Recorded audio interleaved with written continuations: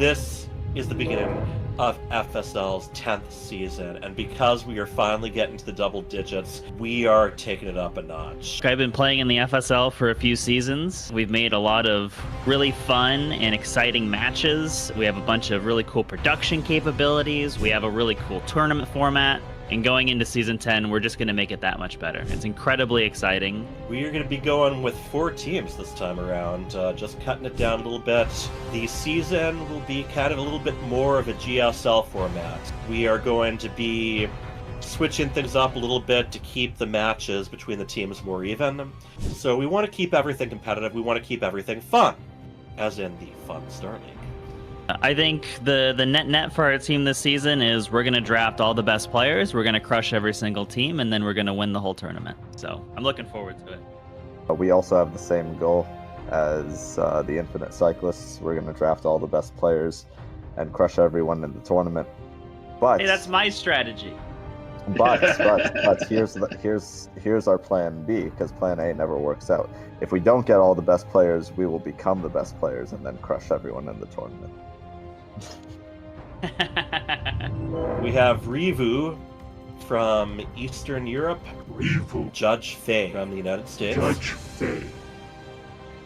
Platinum, Cranky Toaster from the US, Cranky Toaster. Fitness King Spam and Rice, I just that one name. And Rice. Saranghe, Maro fan there, definitely got the collectibles going. We got Pacha, I believe a fan Pacha. of the Emperor's New Groove. And we have Papella. Papella. This one's really exciting to me because we got a player who has never done ladder before. Poeli. Infinite Cyclists, into Rages Raiders, into Angry Space Heroes, into PulledTheBoys. A snake draft with certain players being available in each tier, right? So we have top to bottom, every player ranked. Every player is in a essential group of 4 for all of the people, let's say, in their skill group. And then as we draft along, you can choose 1 player per skill group, which means we'll have a full team of mixed skills. And then players will be able to play within plus or minus 2 of their division, so that we have fair, even matchups, but still lots of flexibility as we go into match day every single week. Yep. We want to make sure that each time these teams are up against each other, that we have a series of pretty fair matchups going. That's the big thing here. And we love new players. And what I love about that, when I hear in the draft, like there's, we have a new person who's like, hey, I don't play a lot of ladder or whatever. He's not alone. There are other players in this league that do not play ladder. That is okay. If you like playing StarCraft, you love playing StarCraft, FSL is for you. That's a little bit of inspiration we can draw from. Now it's time to see who ends up on what teams. Are we ready to get going on that? Number 1, Dark Menace. Whoa, he was up. All right. Go to champion. Definitely going with Haruz in this case. I'm gonna go with Great Archon. I need someone on my team who can herd the cats. Yeah, it's not just about gameplay. LittleReaper. LittleReaper. I know it's not the technically greatest MonkeyShaman. pick, It's but actually, he's my boy.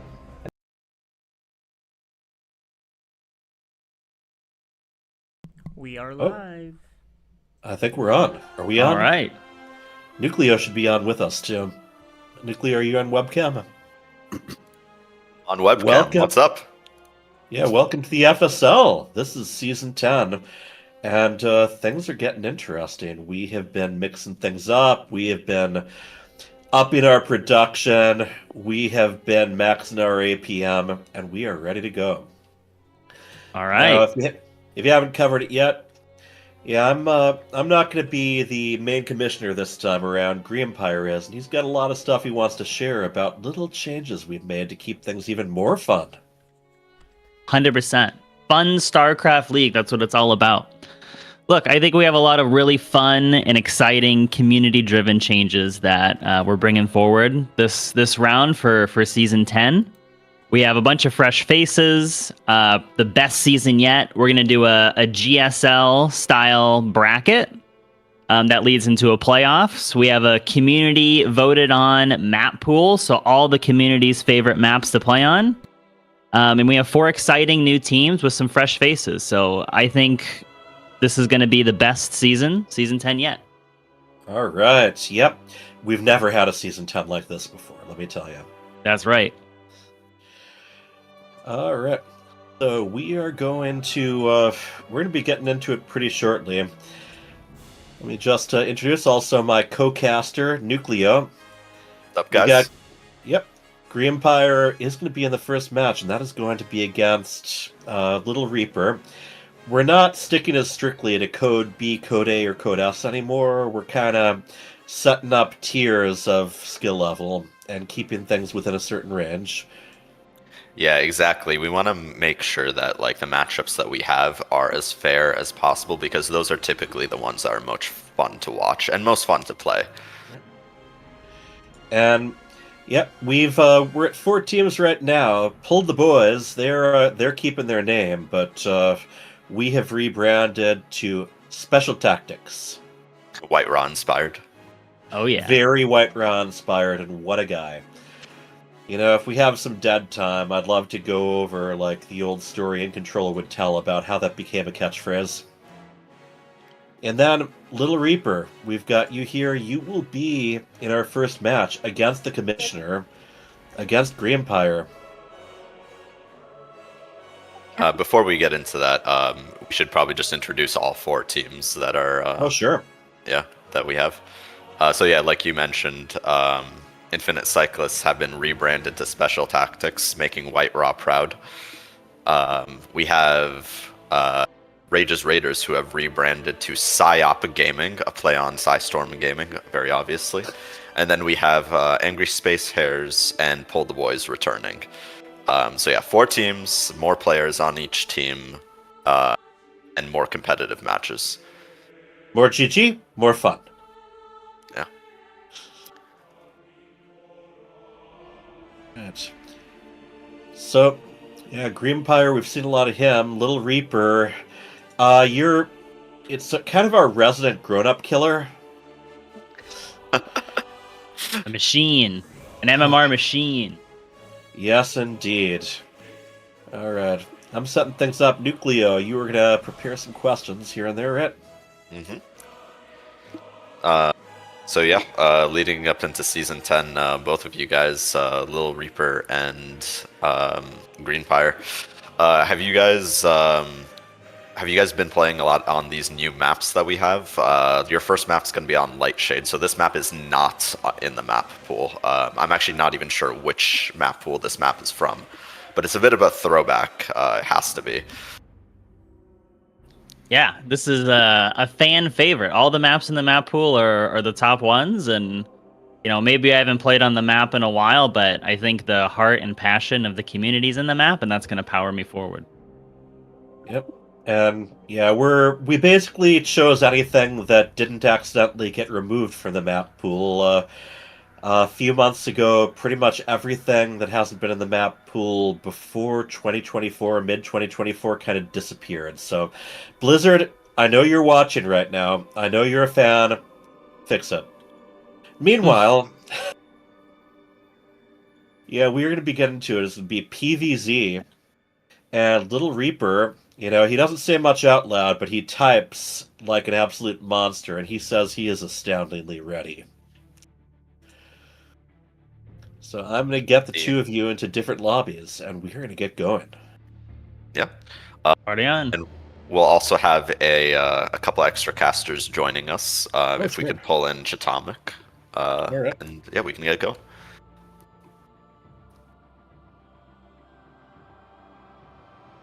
Hey, ChiefPwn, welcome. Hello, hello. All right. What's up, guys? Hello, hello. Well, ooh, we are hyped. I'm actually way under the weather, but I'm still hyped, regardless, you know? Can't stop me. Oop, wait. Here. Ah, thank you. Yeah, but I think that might be too late. Ah.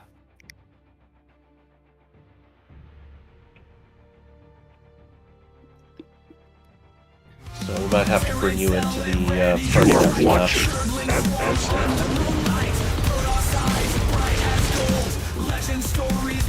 That's fine. Yeah. I can look up the Twitch. Sure thing. Now in the upper right, we have are purple Zerg, and he is.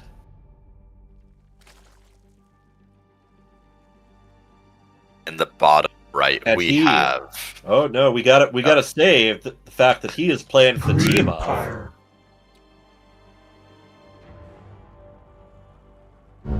Yeah, just a little rusty from my vacation. In the bottom right, we have the orange Protoss. His name is. LittleReaper. And he is playing for the team of. PulledTheBoys.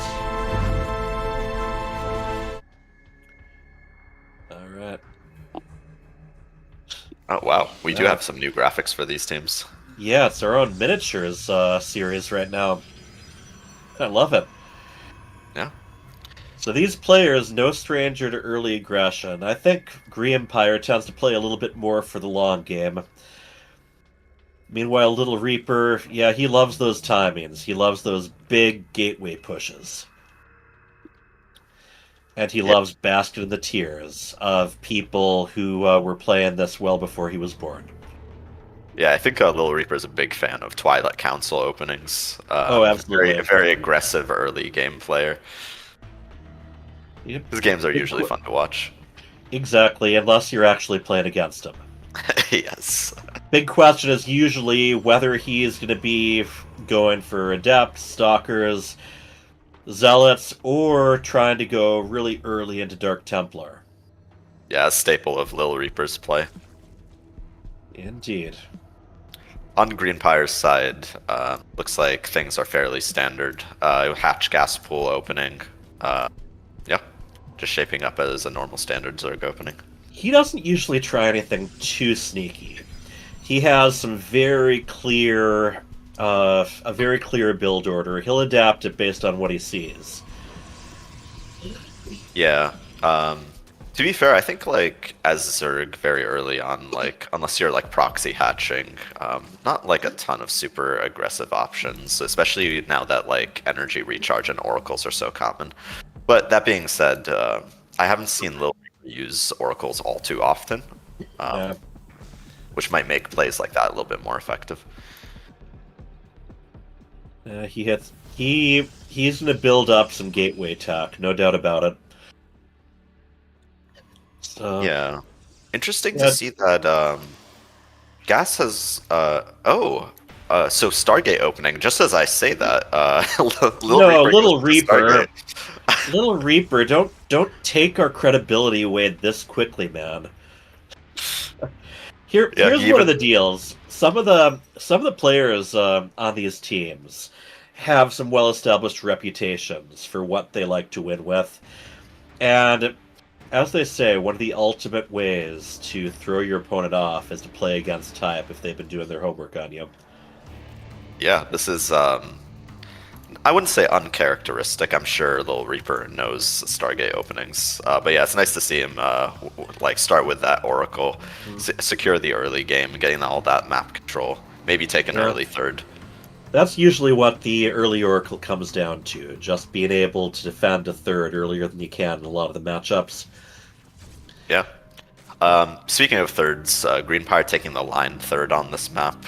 A little bit easier to defend the Oracle, I would say, just because you can just run between your bases a little bit easier, whereas the triangle third, you just kind of have to run a very long way to get between your bases. Now, this is one of those maps where there's a lot of paths that you can open up a little wider by destroying destructible rocks. The Oracle is making its way across the map. It is not being held back as defensive. Yeah, Spore Crawler's on the way from Greenempire, preparing his defense, but I think the Spore Crawlers might be a little late for this Oracle. This Oracle's already in the main. Alright, let's see what he can destroy here. Oh, one drone goes down. And then a Revelation is cast. Right. So definitely not game-ending damage. No, I think Greeempire is going to be able to shrug that off. But meanwhile, look at this cybernetic core that is about to go down. LittleReaper quickly replacing it, trying to fill in the wall as these speedlings are chewing away at everything. Yeah, the Speedling's taking advantage of the fact that the Oracle was a little out of position here, getting the Cyber Core, pretty good pickoff.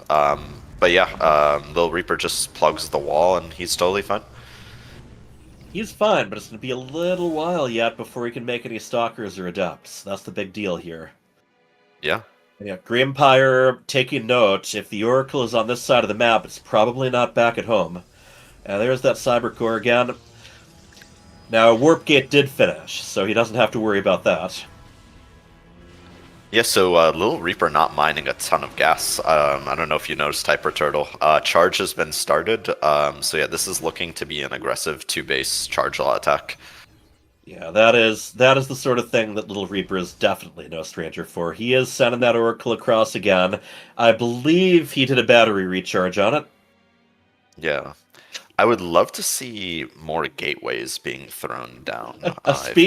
Just as you're saying that, LittleReaper is being forced to destroy one of his own warp gates, but that's the way walls work, people. Wall comes up, sometimes you gotta break a little opening in it. Full Kool-Aid Man style. If anyone is as old as me and you remember the giant living pitcher breaking through the wall. Yeah. Alright. At least he's making a wall, unlike some world champions StarCraft players. Oh boy! All right, the Oracle is just throwing down the Revelation, but it is taking a lot of damage, and that is permanent damage on that Oracle. Greeempire keeping his map vision very good, making sure to have a Zergling at each of those possible expansions. And it looks like LittleReaper is moving out here. He does have charge done. But not a lot of production buildings behind this. I wonder how much he's going to be able to get done on the map without reinforcing with more zealots. Yeah. This spot in the middle has sight blockers and that narrow path created by 2 destructible rocks. And this is going to be kind of a tricky part to make his way through. Right away, having to retreat. Already surrounded by the Zerglings and the Roaches there. Yes, indeed. Greeempire up 32 supply. And back to the wall again. Yep, Zealot's getting right on top of those Roaches. Surprisingly, Zealot's pretty effective once they get right on top of Roaches. Obviously, the Lings don't do very well in this sort of situation. Greeempire does have some Banelings, though, so if he can make some money shots on the Zealots, he could evaporate LittleReaper's army. The third's in a lot of trouble right now. And here we go. Yep. Pretty good connections from the Banelings on that clump of Zealots. Yeah. Exactly. So, yeah, Greeempire ran out of options as Greeempire is taking the entire left side of the map. Yeah. So, Greempire's army is pretty Zergling heavy, and Storm is on the way. If LittleReaper can hold out long Miles on the Warp Prism. Oh, very good pickoff. If it's possible that LittleReaper can hold on long enough for Storm to finish, he may be able to hold here, but he's already losing his whole army here. Right. Yeah, we have the GG. GG. Greeempire puts one on the charge for SpecialTactics. Now the way this works, each of these matchups, there can be 2 of each. And they are going for points. I believe in this case, the number of matches we have is going to be the first team to 6 points. Yeah, pretty exciting game 1. We'll see what they do differently in game 2 here. Yeah, the thing that happened for that Protoss is that he constantly had 1,000 minerals in the bank, so given the fact that he was only on 2 base, not really ideal. Yeah, I think production-wise, more could have come out of LittleReaper there. Yeah, if he was opting for a charge all-in, could have gone for a Forge +1, and then probably 4 to 5 gates, and then go for it. But he was just sitting at home with zealots, so it wasn't particularly. Yeah, I think this time he's probably going to go for a build that he's a little bit more used to. That's kind of the trick there. I don't think he was really as well practiced with either, with what that Reaper was for, basically. He killed one drone, but then it wasn't back there to defend. All right, and they are ready. I want to just throw in. I love In Control's storytelling back in the day. He talked about some tournament that White Raw was in where he lost the first map to a much lower rated player, and all of his teammates were rushing over him to make sure he wasn't tilted, and he just said, "No, it's okay. I use special tactics." And then, here, we'll introduce the players, and I will get right back to that. In the upper left, we have our red Zerg. He is Greeempire. purple Zerg. Yeah, I was gonna say. Yeah, I know. And he is playing for the team of SpecialTactics. The top left, we have our red Protoss player. His name is LittleReaper. and he's playing for the team of PulledTheBoys.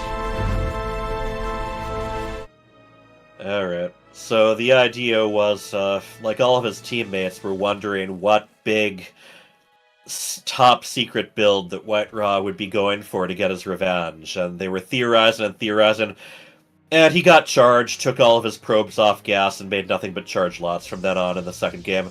In the third game, he did exactly the same thing. Yeah, it's always fun to like double down on a strategy because your opponent will never think that like you'll do the same thing twice. You know, White Raw has actually been back in the StarCraft scene recently. He's been streaming. Apparently, he's been writing. He just published a book. Yeah. Yeah, he's been writing a book as well. I think he's also been helping like with like some of the humanitarian efforts for Ukraine because he's Ukrainian himself. He is, and for those who don't know, he also has an announcer pack in StarCraft II. It was originally given away for free on the 10th anniversary, but still not too expensive. We're past the point where the actual casters are getting any benefits from that, but still, it is fun to hear him talk. Yeah, definitely one of the better announcer packs, I think. Yep, both players opening fairly standard here. Gate expand from LittleReaper, and then obviously hatch gas pool from Greeempire. Nothing too crazy. Probe just keeping an eye on the natural there to see when the third base is going down. Yeah. I don't expect Greeempire to mix things up at the beginning. He's really a reactive player, as most good Zergs are. As far as LittleReaper goes, I'm predicting he's going to go with something he's a little bit more comfortable with than Stargate. I think it's going to be Twilight Council first. We will see.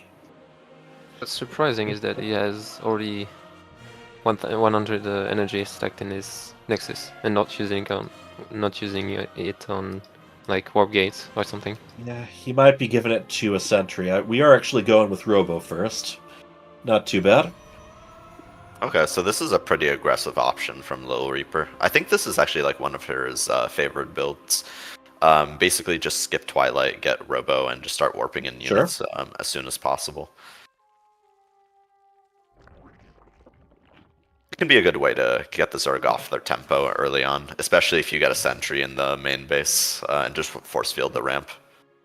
Yeah, there's definitely that, and LittleReaper is definitely no stranger to some serious harassment with a warp prism.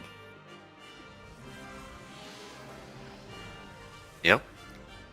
Definitely learned, possibly learned from his brother as well. Neutrophil is also a very strong warp prism player. All right. I played against him, but he never didn't make a warp prism. Or maybe it did. I don't actually remember. Yeah, maybe his. The last time his warp prism was actually very late. That Overlord is going to go down. I'm sure Greeempire. Yeah, he's already got a couple in production. So, but not before he gets to the full scout of the main. Didn't quite get a full scout. He got a little peek. So. So what's the actual build he like? 3 gates or 4 gates with like Robo, Prism. No, like. Well, right now he's got 3 warp gates and a Robo. There's the 4th one coming in right now. Huge supply block at the moment. That is fine, actually. Yeah, I think they're going to be all right. These guys are these guys know what they're doing. All Yeah, right, Roach Immortal. Warren coming in for Greeempire.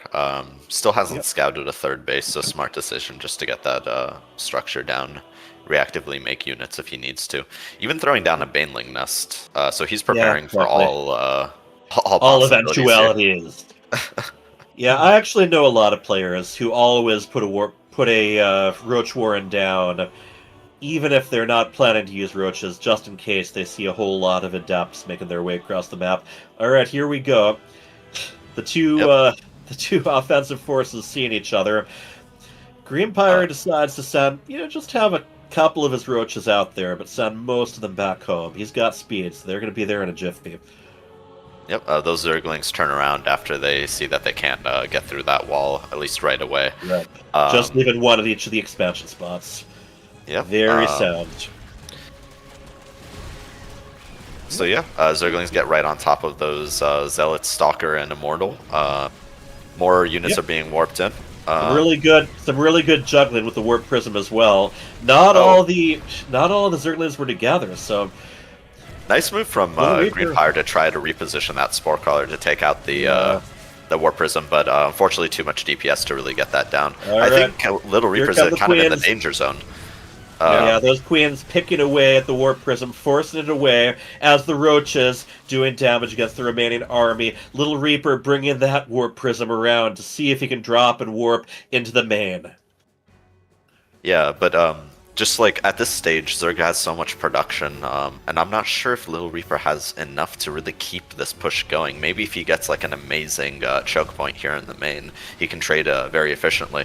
But without that, I don't really see this working out too well. There's that Spore Crawler again. Yeah. At the very least, it is drawing a lot of fire. I think maybe the switch into DTs might be apt here. Yeah, no Dark Templar Shrine out yet, though. Yeah, roaches clean up the force in the main. Warp Prism is kind of exiled into that little corner right there. Meanwhile, going after the Cybernetics core again. Yeah, so, he could recall the Warp Prism for base defense. I think one big thing he needs to do is use the shield battery. Yeah, use it on the Cybernetics core, which he did. Yeah, or energy recharge it possibly. Yeah, so interesting that the Zerglings tried to go for the Cybernetics core again there. Little known fact, but the Cybernetics core is actually much tankier than a Gateway by about seems like 100 HP. There's two Twilight Cancel building, like 500 versus a little bit more, not a ton. Yeah. All right. Maybe. And we finally see the Twilight Council going down. Yeah. Yeah. Well, he already had one. So going after the Roach Warren. Yeah. Oh, and the well-positioned Spore Crawler gets the Warp Prism. Good pickoff. That's an interesting trade there. So no transfuses on those queens in the main. It looks like those went down for free. That Immortal. Yeah, five drone kills, and LittleReaper takes position in the main right now, prevents the mining from happening. He is trying to take out the lair, but these Ravagers will have something to say about that. Yep. That's not enough damage, though. Oh, yep. That is a very banged up lair, but it will survive. And yeah, losing the lair is such a headache, because then you actually have to start not just replacing something there, but mutate another one into a lair. Yeah. I feel like LittleReaper could have achieved like as much damage with like a much safer build, like off of 3 bases rather than 2 bases. Yeah, given the amount of units that he made, I am inclined to agree with you. Yeah, so Greeempire, in response to cleaning up that last attack, just made 16 drones, so his economy is bussin' right now, as Gen Z says, I think. We'll ask LittleReaper after this. Which generation is Gen Z? I can't even keep track anymore. It's mine. It's my generation. Your generation, alright. Does your generation say that in France? I don't know. I'm not saying that in France. I don't know. Maybe we'll just like say 6-7 after this game. Yeah, how or do you something. say 6-7 in French? 67. All right, I will remember that because try- I was next gonna time try an to pronounce American throws that at me, I'm going to respond with the French version. All right, bunch of charge lots coming in, but by that point, those immortals will be. Oh, he does save one of them. Yep. Zelts get in front of the immortal again, but yeah, there's just too much damage on top of that immortal again. And GG! Greeempire has taken it. That is 2 points total for Special Tactics. The 6-7 is cold. I hope it hasn't spread all the way to Europe. I wouldn't be surprised. Oh, it has already. Oh no! Yeah. All right, Greeempire, you have put 2 on the scoreboard for Special Tactics. Congratulations. Thank you. He didn't make it easy, that's for sure. He never makes it easy. Yeah, LittleReaper definitely seemed like you were trying to do some aggressive builds in the beginning there with the charge lots. But it also seemed like you were also trying to, but it also seemed like you were trying to secure your economy at the same time. Did you have like more of an emphasis for either plan in these games, like build up your economy or just go try to do damage? It's kind of like, I guess I was trying to do both, I don't know. Yeah, a little bit of column A, a little bit of column B. And Greeempire, in response, it seemed like you were playing very standard the whole game. Did you have like a particular army that you were gearing towards, or were you playing purely reactively? I was playing pretty reactively. War Bunnies coaches me all the time that LittleReaper likes his backstabs and he likes his kind of 5 to 6 minute explosions. So I looked out for that and played against it. Yeah, it definitely seemed like you were preparing for some War Prism play, repositioning Spore Crawlers to try to take out War Prisms. Yeah, it seems like you did your homework about LittleReaper. War Bunnies did my homework. Wow, and War Bunnies isn't even a member of our team, so...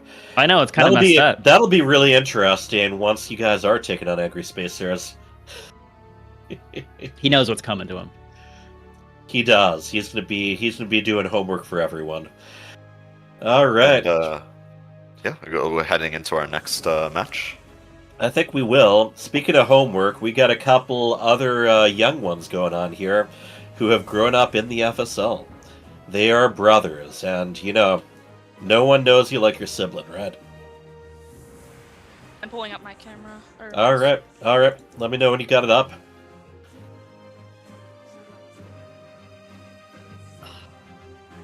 You're going to switch things around. I was looking to get a new intro video that doesn't, Doesn't make it look like you're still in 3rd grade? Yeah. I'm always thrown for a loop when I see some of these intro videos. I'm like, wait, how long ago was this? It's like some of these intro videos are kind of like StarCraft II, no paid updates for a handful of years. I won't play Manris. I'll play Protoss. I don't think it should be super fair otherwise. So great, it's too big to send over Discord, because of course it is. Yeah, we'll go with it this time. We will make sure to upgrade your intro. We'll research it before the next time around, alright? Yeah. And then ChiefPwn, how's the camera treating you? Right, I forgot about that. I'm pulling it up now. Alright. Yeah, he usually borrows mine, so when I actually drafted this season, it was a little bit of a problem. And yeah, are those arcade 1-up you got going? Which ones? I see some retro arcade cabinets in the background. Yes, they are arcade 1-up. Yeah, I got the Mortal Kombat one. That's about it for me.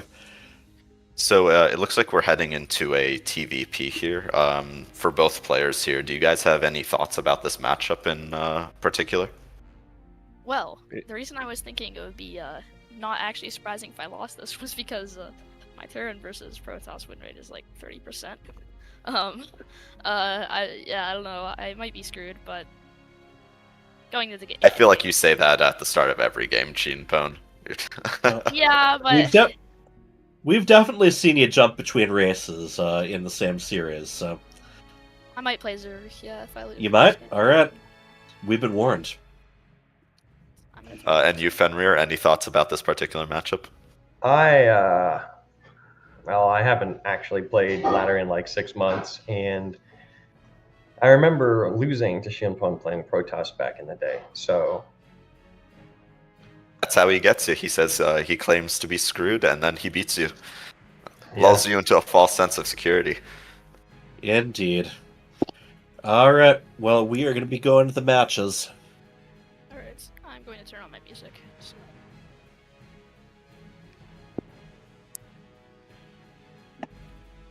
I've got a couple of thoughts about like TVP in general. Thing is, I think it's particularly hard for Terran for like the first, I would say, like 7 minutes, like with all the blink timings and all the stuff like that. But once you get past like the 8-minute mark or stuff like that, when the Terran is like on 3 to 4 bases, then it gets much harder for Protoss. That is, because like bio trains more efficiently than like gateway units overall, and then you got mines and liberators that are just like shut it down any ground units. So we'll see. Yeah, there's definitely a few ways TVP can go nowadays. I feel like the most common things are like mid-game tank marine pushes, and then Protoss. If Protoss survives that, it goes into either disruptors or colossi. Anyway, let's. All right. In the upper right, we have the green Terran, and he is Fenrir. And he is representing the team of SpecialTactics. Comic, why don't you take this one? And in the bottom left-hand corner, we have the pink Protoss. He is ChiefPwn. And he's playing for the team of PulledTheBoys. I don't know about the movie quote, but early on in the Wings of Liberty campaign, just like old times. Old times. Where is that quote coming from? Oh, that's Raynor and Tychus when they're first agreeing to recover artifacts together.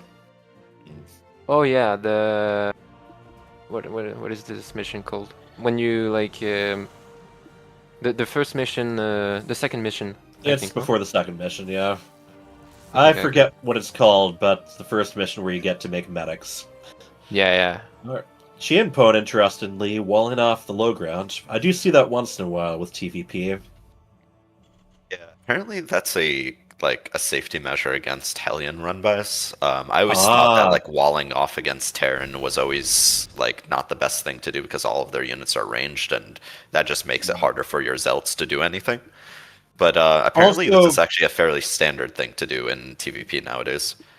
I think one of the biggest risks if you wall off the natural is if they've got some siege tanks that start attacking your gateways and your cybernetics core from a safe distance. Yeah, and then you have to play like crisis management when you lose either production or the ability to make stalkers. Yeah, it's tricky, and there is a proxy pylon. Yeah, we have proxy buildings being made in the bottom corner there. 12 o'clock position. Oh, wow. Both of them, both these brothers, forget about honor among your family. They are both trying to hit each other with as sneaky of a tactic as possible. That's a very odd build. Yeah, because I think Fenrir built the first barracks at the front to make it seem like everything was normal, but then built another 3 barracks in the bottom. To proxy. I think we are going to be seeing a lot of Reapers in this match. That is my prediction, and so far I think it's been validated. Oh, no, there's one Marine in production. I'm not sure, but potentially more Reapers than you could support on one base. I'm actually not sure how many you can make on one base gas. He's got both gases fully saturated, and he is even adding reactors, so he My assumption is he's not going to be hitting quite as early as some proxy reapers might, but when he does hit, he plans to have a lot behind it. Just replacing them very quickly, repeatedly retreating them so that their drugs can kick in and they can recover. That's the big thing. There's a real snowball effect, but it's also including quite a few Marines. So yeah, he might be hitting the front, or he might be hitting a two-prong. When I first saw the barracks, I thought, oh, it might be a proxy marauder or something, or even a proxy reaper. Then I saw the reactor coming up on the barracks, and so I thought to myself, like, okay, it could be like a proxy marine. And then I saw like 2 other barracks coming down with a reactor. I saw, what the hell is this? Now, so far, ChiefPwn has not put a gateway or anything else over at that proxy pylon. He is bringing the adepts in, so he will be trying to hit first blood. Now, these two are among our lower level players. You'll notice some stuff, like the fact the adepts didn't actually go after the SCV, but here we go. There's a bunch of damage. Actually, it's doing a lot of damage. Nothing at all. He is hitting right at the front. ChiefPwn might want to recall, actually, instead of just chaining them back. This might actually be good. Oh, the power of Terran! This is over, no? If he gets that pylon, it quite might a bit. So yeah, ChiefPwn went for charge to start. If the charge actually finished and he got enough zealots out, this might be an easier hold. And look at those troops wedged between the structures. Yeah, great SimCity. The SimCity working against ChiefPwn right here. Those adepts that were across the map finally made it back, so they can help defend here. Only a few Marines left, so I think there is a world where ChiefPwn does hold this, but 18 workers have gone down. We have 3 depowered Protoss structures and 1 half-complete Terran one there. Yeah, it's unfortunate that that Fenrir didn't produce any Marines while he was attacking. He could have done like much more damage, I think. Yeah. I think both of them were a little bit stuck there, but the big thing is Fenrir has a lot more production coming in. That's a slow warp in there for the Stalker. One of the big things that's changed my Protoss level for me is keeping track of which pylons are super pylons. Yep, ChiefPwn does mineral walk his workers a little bit just to get on top of those units, but losing another 4 workers there, that has to hurt. His charge is also still depowered, so he does not have that upgrade completed. About to repower right now, though.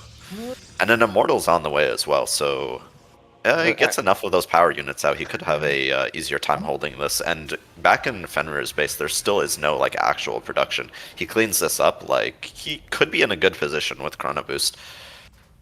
Yeah, no, I think there's too many Marines, no? Yeah, they're just going to keep hitting. That's the thing. There's just so much production with limited defender's advantage for where they are. Yeah, there's a lot of Marines, but they're very unupgraded. This time we're not as core. Right, both. As we said, these are lower skilled players. Our big thing is just making sure that each of the matchups are fair, that they're similar skill levels, and I think these two are. Yeah. Okay. That shield battery runs out of energy. If he's got a energy recharge, he needs to re-energize that. I don't know if he's going to remember that or not. Yeah, no, this is over for the Protoss. Yeah, 16 workers going down. That has to hurt. Yeah, that is 3 workers against 23. That is a difficult position. That is my high level analysis there. Yeah, so the Stalkers are right on top of the production now, and there's an Immortal just kind of sitting there. So theoretically, ChiefPwn could pick off the Marines as they come out here, forcing the lift off. Keep recovering shields. But it's just the question of the economy. It's just so hurt for ChiefPwn right now. Even if like Fenrir is mining out in his main, I'm not sure if like ChiefPwn's going to be able to recover here. ChiefPwn doing a nice job with his the unbeatable single force field. I mean, it does help, but more if you have a lot more. Okay. I'm microing that Stalker for his life. Okay, Marauder coming up. This is a matchup. When you have brother against brother, there will be casualties. Now Marauder. That's a good call, actually. Lot more health on it. Lot more damage against armored units. Stim is also finished now as well. 1 By the HP way, Salt Tower Antoine, again. Atomic, your friend Antoine Q, chiming in with a 6-7. Oh, no way. 6-7. He is down with TikTok, man. No. I knew he was. Oh, done, we but not this we are much. keeping our daughter away from TikTok. Oddly enough, my wife is using TikTok quite a bit, and she's using it to post like fancy coloring, like therapeutic coloring sheets. So I keep telling her, like, you know, I could do like time lapse videos for you. I've got an editor. All right. Yeah, there's a niche for everything on TikTok. Yeah, so these There is. Marines and Marauders just stimming on top of that army, trying to finish off what little ChiefPwn has left. Yeah, ChiefPwn still- is really a valiant effort here. Yeah, he is not one to give up quickly. He's this is kind of one of those slow deaths. It's like he is just bleeding, and all right. With these additional Marines and stem, this death might speed up a little bit. Nucleo! Did I not tell you, little bro? Okay. I'm assuming he means referencing him feeling a little cooked before the game. Alright, yeah. Alright, so that is a third point for Special Tactics. Next map will be Ghost River.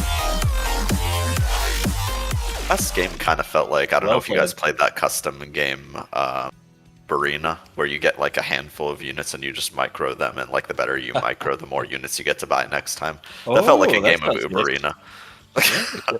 These guys are playing like for their life, and you're like, oh, it sounds like an arcade game for me. Alright, now, hey KJ, we need you to leave that game so we can create the new one. Yeah, it looks like. And I didn't see. It didn't look to me like the graphics were on a lower setting. Yeah, it looks like the I don't know. OBS went off. But yeah, StarCraft Observer had some really great StarCraft TikToks some time ago. I absolutely loved those little things where Nish, the guy who ran it, would kind of impose himself inside game graphics, and then, you know, he was actually even just playing StarCraft 2 on TikTok, and he was getting a load of views because no one else was playing it there. It's like, you know, you find something no one else is doing on a platform, you can really make it big. Great little following. Yeah, and the recommendation algorithm, good way to potentially bring new people into a existing game. Okay, looks like there's a little issue with production. Yeah, so we are going to be back in just a moment as OBS is In this W, that is some Gen Alpha. Yeah. Yeah, it's a very chatty family. Instability and Pebble are also family members. Okay. Oh, I didn't know that. Alright, looks like we're back.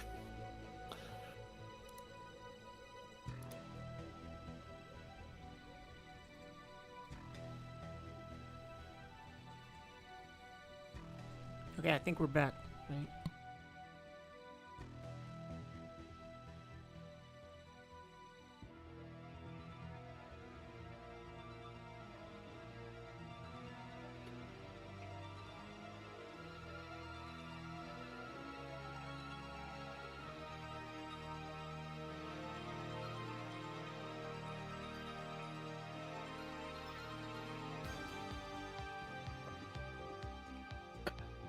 Alright, we're back. Just gotta get everyone into the lobby. So, alright, Nucleo. Yeah, Nucleo stepped away for just a moment. Okay, great. Alright, matchup 2 between Fenrir and ChiefPwn. Right now, Special Tactics is ahead 3-0. So, yeah, we're actually looking pretty good against a previous champion team. He's got nuke friends. We also drafted Dark Menace, so we've got him there. Not today though, but still someone they don't get to play. We are ready. This is Ghost River, so we are going to be going on a fully north map as far as spawns go. Yeah, definitely. Yeah, this is from the map pool that I believe everyone universally recognizes Super Terran favored. It's a smaller map, not as many bases to take, and divides very evenly down the center, so it's kind of very hard to climb from your opponent's side of the map. I think medevac play can do really well here, but I don't think Fenrir is going to be shooting for a late game here. Alright, in the upper right, we have our pink Terran. He is Fenrir. And he is representing the amazing team of SpecialTactics.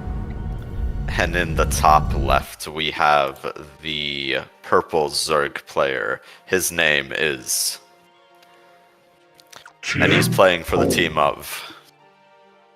PulledTheBoys. Alright, and I want to give a big thank you to all of our buddies who have been working on this very elevated production. This isn't just on the stream either. They've been helping us with social media graphics, all kinds of things. And so, yeah, we were up in things. They also did that lovely Season 10 logo. Alright. I'd be Heading actually out with surprised. SCV. Yep. I'd be actually surprised if Fenrir actually goes for a 3RX Reaper, because I told him to. Oh. Doesn't sound like it. Yeah, only one SCV on its way there. And ChiefPwn checking for proxies very clearly there. Yeah. He does not want to suffer that fate again. There's some stuff he came close to holding on. I think if he'd been using the Nexus a bit more for both the shield battery and chrono boosting more units out, there's just some little things there. Yeah, I totally agree. Or potentially going for Blink instead of Charge. You're just using the Stalker range, just really kiting. Could have been for an easier hold. And we were going for a very early tech lab on the barracks, but creating a Marine, not a Marauder. So he might just be going for Stim Pack a little bit earlier than usual. Yeah, ChiefPwn gets basically a full scout of everything. Absolutely that's being full built scout. in. He might lose that Overlord eventually, but it's done its job. He just needs...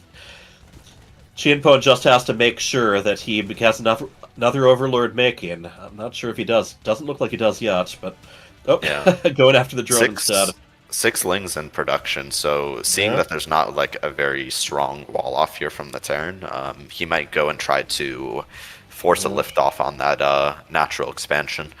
ChiefPwn also has a pretty good read on the timing of Stim here. I think he might have just seen it start to research. Yeah. And ChiefPwn up to 3 hatcheries as well. Okay, so Lings get scouted. But yeah, like more Lings in production here as well. Yeah, those Marines without any wall support getting like nibbled that right away. This could take Fenrir down just like that. Once they get into their mineral lines, looks like they're going after the natural instead. Forces a lift off. One worker goes down. The new Marine also gets picked off right away, and the SCVs fighting the Marines, fighting the Zerglings, gonna get taken out like little by little. Talking about cinematics, there's that big opening with Tychus getting his armor on, the construction of the Marine.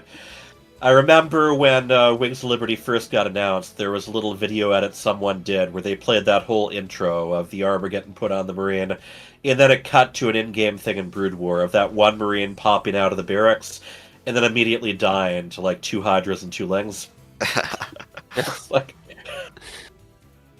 Yeah.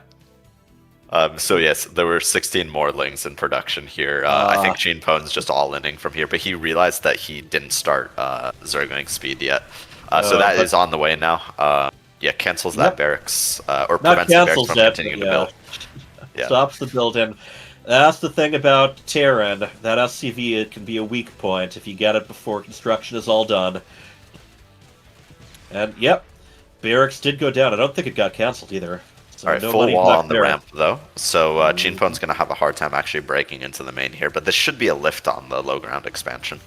Yeah, and he lifted it before. It is not on fire, so we are right for now. 4 Marines defending there. Oh, and they stim, too, so every stim without medevacs is really going to eat away at their health, obviously. These are your Marines on drugs. Any questions? And more roaches on the way as well. So this is going to be the means to try to break that down can just clinch it. I think PulledTheBoys are very likely to get their first win of the day up. First W. First W. Yeah, this is pretty much over for the Terran. There's on three bases, 2 queens. Take his. Yep. Those 3 bases are wonderful both for economy and for production. And yeah, he's just looking around, seeing if Fenrir took any hidden bases. ChiefPwn very wary of Fenrir placing buildings in spots where he doesn't expect them. Yeah, the thing is that this push with like 12 Zerglings and stuff could have been easily defended with like constant production. The thing is that Fenrir actually cut some SCV, cut some Marine there, and ended up with like 4 Marines to like 8 Lings, which is not enough to defend, basically. And Fenrir, he was very honest about the fact that he has not played in quite a while, so...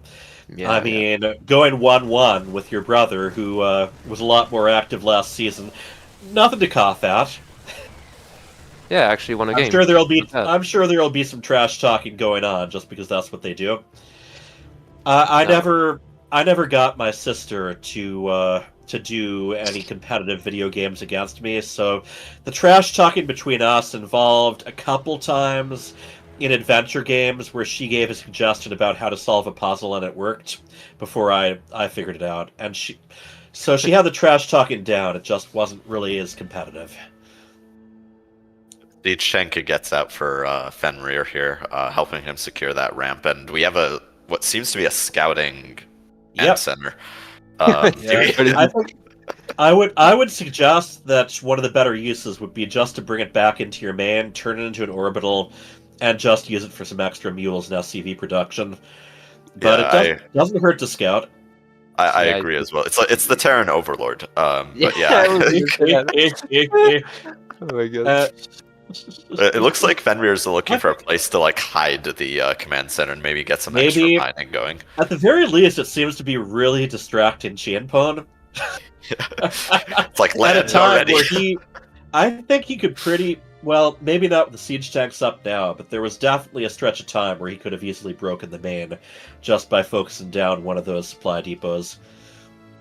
That's one of the things I love about FSL, just that we get to see this from the point of view of such a wide range of players.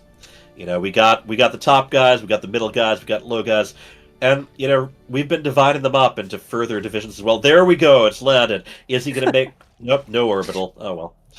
I was gonna say it was going to be scattered by the overload at the bottom of the map, but not even. I don't think it's gonna pay off too much, but at the very least, it is buying him a lot of time. Still, I mean, 41 supply to 112.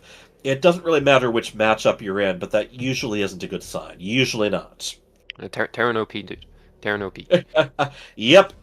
Oh, there we.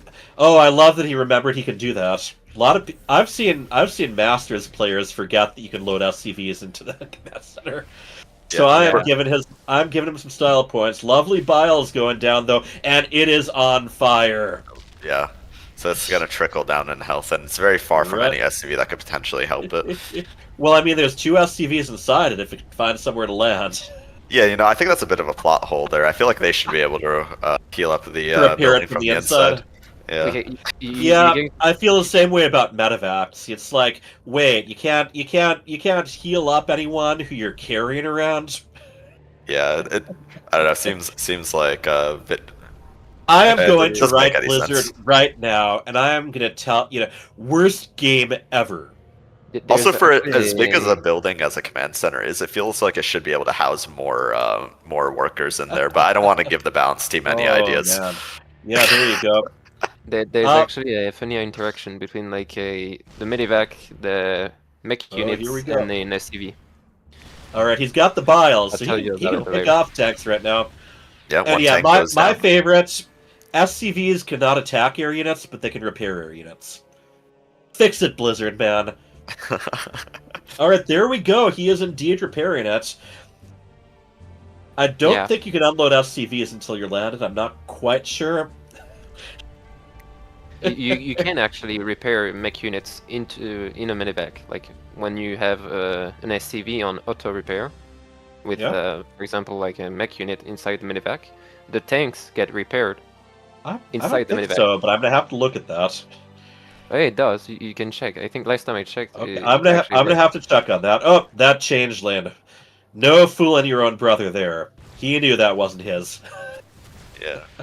It's such a tight ramp, so ChiefPwn's really respecting it, but I feel like the solution here might just be get enough banelings and just bust through. Like, there's a lot of options. He has all the production that he needs to really like. Another option he has, he could just take the whole map. Yeah. The whole situation has turned like into a campaign mission at this point. Yeah, I think one of the deals that I hear from a lot of people is, it's easy to take a Terran out. It is hard to finish them off. If they don't GG, they can last for a long time on very little. Yeah, Terran players never leave the game, let's be honest. Yeah, no, come on, bro. Alright, here we go. The wall has been broken. Just a little tongue-in-cheek here. He's got blue flame, but the Zergos are third siege tank as well. It just needs to siege up. Oh. Down goes the barracks. So, yeah, the Ravagers are what's really paying off here. Overseer does go down, but you do get a changeling off right before that. I love this. I love how on it he is. There are no medevacs, by the way. He does have a starport. Well, wait until the Hyperion shows up. Oh, yeah. We gotta switch this to co-op right now. Yeah, one battle cruiser could ruin ChiefPwn's day. True. Going back. I think in co-op there is what is it called? An ability for Raynor to call down. Banshee. Yeah. Yeah, Banshees or the Hyperion. But yes, the old, back to the campaign. It's like, we're in range. Anybody still alive down here? Aim at. Take your time. Oh, and ChiefPwn does kill the command center with the biles. Little you can do with that many. Wow, he's GG. Oh, thought he had this. All right, 2 matches. This is very slow surrender, but that is now 1 point on the chart for PulledTheBoys. Yep, get the players in here for a quick interview. All right, that was 2 matches where there was a lot of damage done early on, but a very late surrender. But in the end, ChiefPwn, you have put a point on the map for PulledTheBoys. How you feeling? Least amazing ever, except I'm glad that I proved Nucleo wrong. Okay.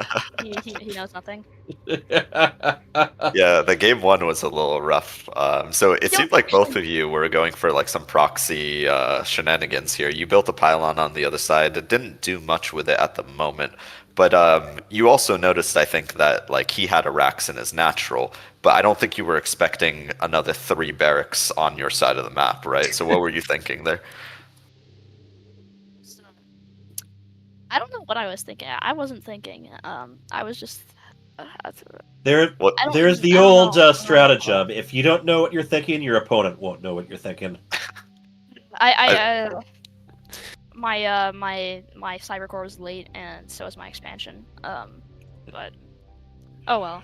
Well, yeah, you microed like fairly well with what you had, especially when you had like pretty few units, like that one stalker just keeping it alive for as long as possible, the sentries just delaying like the units getting on top of you.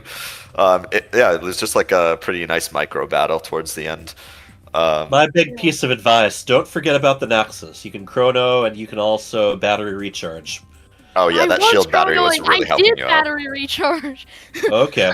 Yeah. More shield batteries, and I think you would have done even better and potentially held that. I feel like they should have like made Terran not able to scan or something with making it so. Oh, bro, come on! Like, how do we deal with DTs? Yeah, cry about it. You're the strongest. As far as remembering abilities, though, Fenrir definitely did not forget that he could load SCVs into the command center. So. What does Storm mean when Terran? That in that second game, that command center was definitely being used as like a bit like a dropship, an overlord, and a little bit of everything. But yeah, what you got. I was Yes. like, yes, I remember the games where a Zurich throws 700 Zerglings / Hydralisks / Roaches at this impenetrable defense. I wonder how he got to that point at Ninja Bases. I was scouting the entire map that entire game. I don't know how much mining he got out of the second base there, but... It really didn't. Because, like, there was nothing else I could really do. Yeah, at this point, like, it reached a point where the command center was just an overlord. So. I see your sister in the Twitch chat too. Everyone knows they're only lower level BC of Infa. Or because of Infa, I guess? Okay. Yeah. Everyone knows they're only lower level because of Imba. So, there you have it. It's a family affair here. Everyone weighing in. I mean, I never even scanned. Yeah, true enough. Mules, you know, the economic benefits of mules. Now, don't take this as Chia needs to go up a division to like 10th division, because that was my off race. Oh. All right, well, there we go. We will be seeing many more races from you, I'm sure. We're going to be moving into our next match. It is going to be 2 of our new players. It's going to be Papella versus JudgeFae. What is the rank? What is their rank? Oh. Well, let me check on that. What level are they at?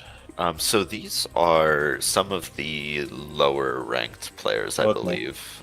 So JudgeFae is a G9 and a Papella is a G12, I believe.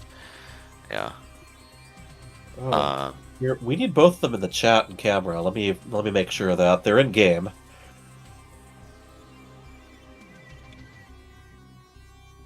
Yeah. New players, so maybe not I'm showing fully them on the rankings. You can see them right there.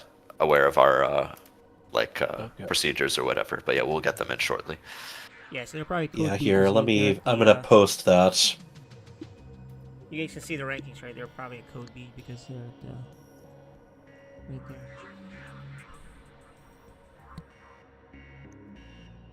I would have loved actually to see Fenrir go for a 3-arc Reaper after I told him to. It's actually quite powerful, even in like high master leagues. It can be. So had he practiced that sort of build? Because I've definitely had similar situations with. Legit, this build is so brain dead. Like it's like the same as Proxy Marauder. Like you build three racks with like 15 SCVs, double gas, and spam Reaper and hope you win, and that's pretty much it. Like, and it's the same with Proxy Marauder. You build 2 racks. 1 gas. I think you only need 1 gas, and then you build Marauders. Is especially strong against Protoss and Terran, but I do not recommend it against Terran because sometimes you can build bunkers and it's not fun. Yeah, but like introducing something new for a player when they're uncomfortable with it, like it can be a lot. Like especially when they have to perform on a stage. So I understand. That's true. All right, I think very easy build. All right, we got you in JudgeFae, and is it pronounced Papella? Papella. Papella. Okay. Papella. Yeah. All right. What's the origin of that name? It was a song a YouTuber made, and I kind of went by heart, and it came out this. All right, and JudgeFae, where does your name come from? Hello. Just my kid's name. My kid's middle name is Faye. Okay. I just kind of went with it. And your child is judge, jury, and executioner, as any child should be, right? Of course, yes. This camera's not working, by the way. So both of you are fairly new players, so why don't you guys give us like a quick intro on yourselves, how you got into StarCraft before we get into the game? So my name's JudgeFae. I've been playing StarCraft since I was like 8 years old. On and off, like never, professionally. Obviously, I'm only 3K MMR, but I just love the game. I love the story, just how it looks. Missing your cams though. Yeah, if we could get your camera on as well, JudgeFae, that'd be great. I posted the instructions in the general chat. I'm on the video that Ninja site. Yeah. Is there anything else I need to do? I'm on the page that says the director has muted you. You gotta press the on camera button. I think you're just off right now. Let me refresh the page and see. Yeah. Sometimes that's what it needs. And you, Papella, why don't you give us your quick story? Well, when I was born, my dad always used to play this game, StarCraft 1, so I grew up watching gameplay, so fell in love with the game, with the story, and I really like to play it. And I would like to become professional at it. Ooh. Yeah, that's very wholesome that you were able to play with your family growing up. Family affair, yeah. Yeah, quite a few families in this league. Yeah, started at a young age when I couldn't even play. Always watching my dad play. Mm-hmm. Yeah, maybe we could pull your dad into this league as well. Yeah, he doesn't play anymore. Okay. So yeah, once we get JudgeFae into on camera, I think we'll be ready to start here. You picked the best race as well. That's great. Terran. Well, while we're waiting, let's talk about the rosters. Okay, sure. I'm showing that on screen. Is there a way I could like screen share to show what I think I'm doing? I'm not sure what I'm doing wrong. Here, let me go into a lobby with you, and then yeah, you guys can show off some stuff in the meantime. Yeah, so Nuclear Shaitan, I'm showing the PulledTheBoys. What do you think about the roster? And then I'll show the SpecialTactics. Yeah, so we have LittleReaper. And LittleReaper has been like a bit of a monster. He's like a high plat player that punches into diamond pretty regularly and takes down diamond players. Pretty strong player. And he's very young as well. That's the other impressive thing about him. He's got a whole family that plays StarCraft as well, so he's got a lot of resources that he can refer to. I think LittleReaper is going to be like a name to watch for sure. Like as he grows up, as he plays more StarCraft, I think he's going to be a monster.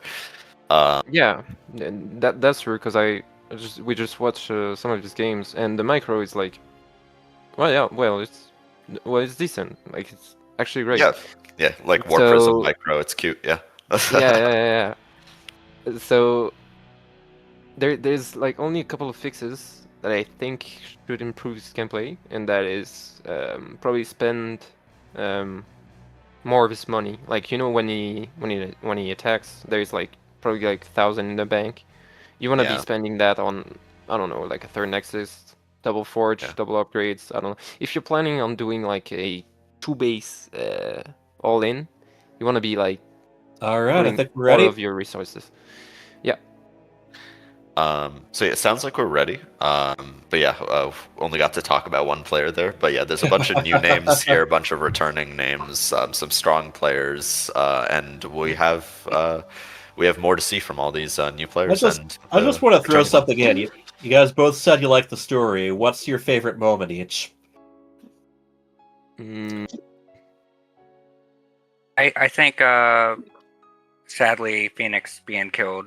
Oh man, it pissed me off. You don't cast so Spawn much. brutally on him, do you? I have two. The sad one was when Zeratul died, and the second one when the inspiring speech of Raynor when they're at the gates of hell. Oh, where he's holding up the dead soldier's dog tag. Love that. Yeah. Alrighty. Well, that sounds good. I mean, both of them, a little bit of tragedy, a little bit of inspiration. So we're going to send you into game, and it is your chance to show what you can do.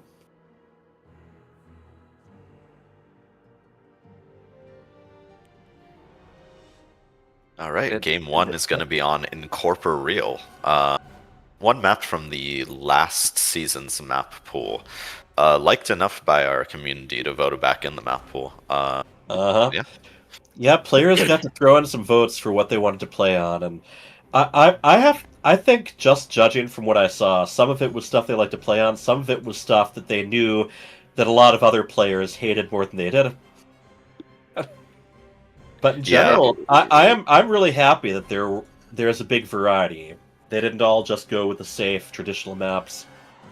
Yeah, I'm also liking the fact that like we have like a very different map pool than the ladder, but I found it very interesting how few of the current ladder maps made it into our tournament map pool. People are tired enough of them already.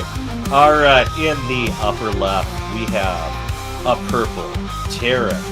Yeah. Papella. And he is playing for the team. PulledTheBoys. And in the bottom right, we have our red Zerg player rocking the Brood War Hatchery skin. His name is JudgeFae. And he's playing for the team of SpecialTactics. Yep. They're all fire and fury. One Isn't thing like I know. the ST1s, the StarCraft 1 skins were available during like the battle pass, I think, moment. Half of them were war chests, and half of them were BlizzCon virtual tickets available later. But yeah, we are going with a double proxy. Oh yeah. And we're going to see how JudgeFae can adjust to this. Proxy Marauder. No, gas is being mined, double refineries. If I had to guess, probably proxy reapers here. Yeah, for sure. Just based on the positioning. Yeah. Wait until you see marauders, dude. Okay. Concussive marauders in your Zerg. Never let them know your next move. Stim marauder. Let's go. But yeah, it doesn't look like that. That JudgeFae is aware of it quite yet. The Overlord is scouting like a little bit closer to the third. I'm not sure if he's like clocking the possibility of a proxy here, so we'll see how he deals with this. And we are going Reaper, as expected. Should have gone for Marauders, dude. The tank. But yeah, I wish they had gotten around to doing more of the Brood War skins. I think in the end they did workers, basic attack unit, primary base structure, and big tier 3 unit. It looks like this latest Overlord is going to end up scouting this. So JudgeFae did invest in Zergling speed, so he didn't go like anything ridiculously greedy. So longer this goes, and if he can whittle away these Reapers, like he should be fine in holding this. But it really depends on how much damage these Reapers get, because I think Papella might have misread the map a little bit. Since the jump spot there is no jump spot straight into the main on this map. Good call. Those Reapers are having to go a little bit further away. It's interesting. I mean, every time there's a new map pool, you see people who are sort of doing little posts about where the Overlord pillars are, where the rush how distance. You wall off the and how you wall off the natural as Protoss. But the jump spots figure in pretty heavily too. And for a long time, there's almost always some sort of little marker, like a caution sign or an arrow, that the map makers are nice enough to throw in there. Yeah, so more Zerglings being made, a Spine Crawler being thrown down. Zergling speed's about to finish, and there really aren't that many Reapers here. So I don't think Papella is going to have the critical mass to really keep this going. It's going to be an awkward investment, because at some point he's going to have to bring those barracks all the way back home. But also something he didn't overinvest in either. Yeah. And he is doing damage, and he keeps forcing out more Zerglings too. Yep, the Spine Crawler repositions here. This is in a great position to really punish the Reapers as they transition, but the Reapers get into the main here. But Zergling's right on top of them. Yep. Okay, so the micro is like at the end the micro was a bit questionable coming from the Terran, but the actual build order is actually pretty sick. Like for platinum, is actually reasonably well executed. Yeah, and check out the follow-up. A couple factories going down here. Those barracks are just going to be landed. Those proxy barracks are just going to be landed in the main again, but it looks like we're transitioning into mech from here. A little supply blocked, but big thing I'll say for Papella, didn't overcommit. Big thing though, command center just about to complete on high ground, so he needs to get mining in that natural sin. Yeah. If you look at the workers, though, they're actually even on workers here. And Terran also has mules. So Papella is actually going to be ahead on economy here. If he can just secure his natural and start mining there, I think he's going to be in a pretty good shape to transition into a mech army. Yeah. Wait for the 4 aliens, trade with the Zerglings. Yeah. During a rush defense like that, every Zergling, every pair of Zerglings you're forced to create, that's larva that you weren't able to turn into drones. So in the end, you're doing it right. JudgeFae definitely a little bit ahead in supply though overall. Yeah, JudgeFae is also investing in some static defense in the form of spore crawlers here as well, so that's going to hurt his economy a little bit as well. I think he's maybe playing a little too cautious here, given like the Terran's opening. I think like the spore crawlers were maybe a little bit early. But yeah, like I would really like to see him just like focus on getting his economy up after that defense. Now, this is going to be really heavy on mech, and we're going to have to see how prepared JudgeFae is for that. The thing is that it sounds like the Zerg is ahead right now, but okay, he kills his own Crypt Shimmer, but it sounds like the Zerg is ahead, but actually the Terran is like in a really good spot right now. Like he's got better units. He's gonna have +1 blue flame. He can even like start to build a 3rd base if he wants. Yeah. JudgeFae is making some seem to be safety roaches just to stay alive versus these Hellions. If they go blue flame, that'll help out a lot too with the defense. But the other thing I think is like that should be stated here is these are about like plat players, I believe, as well. I think maybe like handling mech as a Zerg plat player is probably going to be a little bit harder than like a more skilled diamond player, because the intuition against like in StarCraft is always just to engage the army, but that's usually like the last thing that you want to do with a mech army. If anything, against siege tanks, you want to put a bunch of your units on hold positions so they don't get drawn out if one of them gets nicked. Yeah, or just use the superior like mobility of your army against the mech player and just like counterattack, like take out expansions, and then finally engage the army when you're ready to. I'm going to be really interested to see how like how the engagements go in this game. We got some harassment going on here. Yeah, the Hellions get right on top of those workers. Get 2 workers so far, 4 now. So not that much damage. There weren't that many workers at that 3rd to begin with, but yeah. Yeah, the supply on paper being a lot closer. Everyone loves to point out Roach is not the most supply efficient, so again, looking more and more good for Papella. That being said, the muted transition is going to be very scary for the I was going to say Protoss. No, for the Terran. For the Terran. It doesn't have any anti-air. Doesn't have a lot that shoots up right now. You can definitely start on them, but that can be easily forgotten, I think, by Terran players, because mutas are not that common in this matchup, but becoming more so with the Spire changes. Cheaper Spire, faster Spire, indeed. Yeah. Yeah. The only thing that the Terran can hope for is that, well, he positioned well enough his mines so that the mutas can. JudgeFae poking the front here, but with 2 siege tanks and a full wall, not much is going to happen there. Roach speed is also not done just yet; it's almost completed, and also 1-1's about to be completed as well. So many Hellions, he's actually able to outnumber and take out these roaches. Good, decent splitting from JudgeFae just to try to like preserve his roaches for as long as possible. In terms of economy, JudgeFae is really like driving ahead here. I think with mules, it's about even. Neither one of these players, I think, is like necessarily consistently making units. But yeah, it's anyone's game, I think, at this point. One thing. No, go ahead. Oh, I wanted you to go ahead. All right. Well, the thing I'm thinking about is one of the big difference makers might be whether or not the Mutalisk group hits a mine. True. Yeah. All right.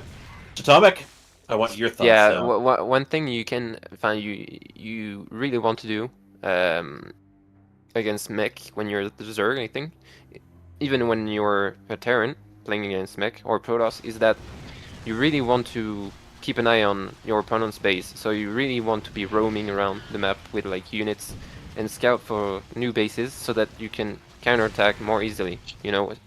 All right, mines are coming back. That was 2 siege tanks that got picked off. Yeah. Yeah, the Muta's putting in work so far, even finding some Hellions in the center of the map. Oh, yeah. So Zerg's really taking back the map control in this case. In response, Papella is making some Thors to try to swat these Mutas away. But a lot of damage is being done here. 22 workers killed. Oh, those Widow Mines are getting great hits on the Roaches, though. Oh my god. They are, but not on the Mutas. The Mutas are just constantly where the mines are not, and where the workers are. 31 workers, 35 workers down. That is brutal. Yeah. Yeah. Only 6 Mutas as well. Very low investment. Right. I don't think he's going to be able to break Papella, but he's going to be able to take very good advantage of this worker lead he has now. Yeah, it's a huge worker lead, and now the third's exposed again. That's why you play Bio, guys. Oh, and the mines, they were rallied over there. They did not get a chance to burrow before dying. This is going from bad to worse. Yeah. The natural is also open right now. If JudgeFae really wants to, I think he could make an attempt to bust through there. I think he... Oh! The door is closed, but even so, I don't think it would take him long to take down one of those supply depots. Yeah, especially with the Muta support as well. Just magic box the Thorn and go in. Alright, a lot of Ravagers being morphed right now. I think he wants to go in for the kill. Yeah. More Lings on the way. He does have a longer term plan with the Infestation Pit just in case he needs to go to Hive, but I don't think he'll need it. He's making sure there's a lot of options open for him. Yeah, that is quite unfortunate for the Terran because the early game was actually kind of nice for him. Yeah, I agree. Like if he would have went Cyclone rather than like mines and stuff. Yeah. Could have been different, you know. Just had some missile turrets that were already up, even just a little bit of safety. He's getting on the repair for the supply depots. Bunch of mines in his third, in his natural. Yeah. Oh my god. Zergling's trying to force their way through the tiniest choke imaginable. Hey! But there's just way too much here, even with the blue flame. Make a way! Still, Ravagers trying to squeeze between supply depots are always a fun sight. Yeah. Now, there are high ground tanks, though, so, like, the Terran player is trading, like, ridiculously efficiently here, but, like, do you really need efficiency when you're this far ahead economically? No, he can afford to throw some Zerglings away right now. Yeah, another 14 workers killed with that attack. Yeah, down to 13 workers total. Yeah, I think the Terran was a little bit too spread out, I think. Yeah. Yeah. It was One just... HP The Mutalisks were just, the right time, the right place. It really turned things around. And remember, not only did they kill that many workers, they also took out a couple of siege tanks that were right there and needed for the defense. Yeah. I think the Terran took a little bit too much damage in the early game. Lost 3 tanks. Not what you're looking for. Yeah, I think it was really the Mutas that like really changed this game. Like it turned like something that was like anyone's game to a crisis situation for the Terran. Yeah, for sure. Yeah, like even now the upgrades for the Terrans are like really well. Like he's 2-1. Yeah, if you just had like critical mass to engage the Zerg army, this game could have been different. This is the point where you've got little proxy Nidus there. This is one of those things where you have to make the choice of whether you can really rebuild your economy or whether you want to just try to make as many troops as you can and then just move out on them. I love the fact that you use the term proxy Nidus, as in like that's the best I can think about it. If you're doing a Nidus that's not inside their base, not inside your own. Yeah, I'm sure there's a better term. I think you actually can specify that because like sometimes Zerg players will use Niduses defensively just as an escape route for their workers. Sure. Okay. Yeah. Never seen that in any of my games, but I know Cyril does it from time to time. Yeah. Against Clem especially.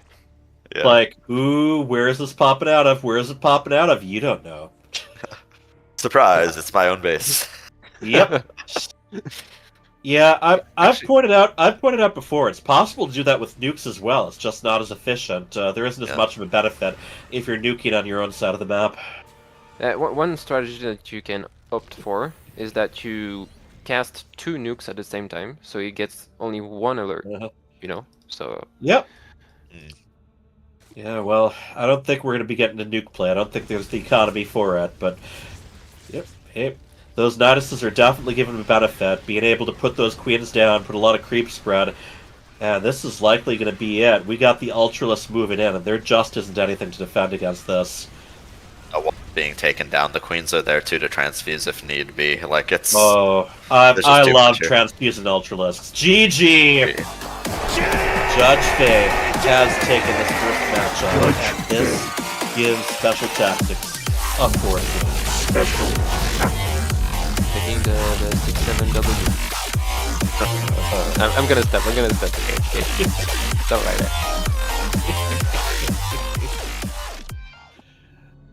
All right, next map, Celestial Enclave. That is a current one, and one I know a lot of people have a grudge against it. Just having to check that pocket base. It's like having the pocket base is nice, but it's also a vulnerability because you can get a worker in there. What's the name of the map? Celestial Enclave. Okay, how can you hate this map when there's Mothership? Like, dude, really? I think both of these, both maps have reasons to dislike it.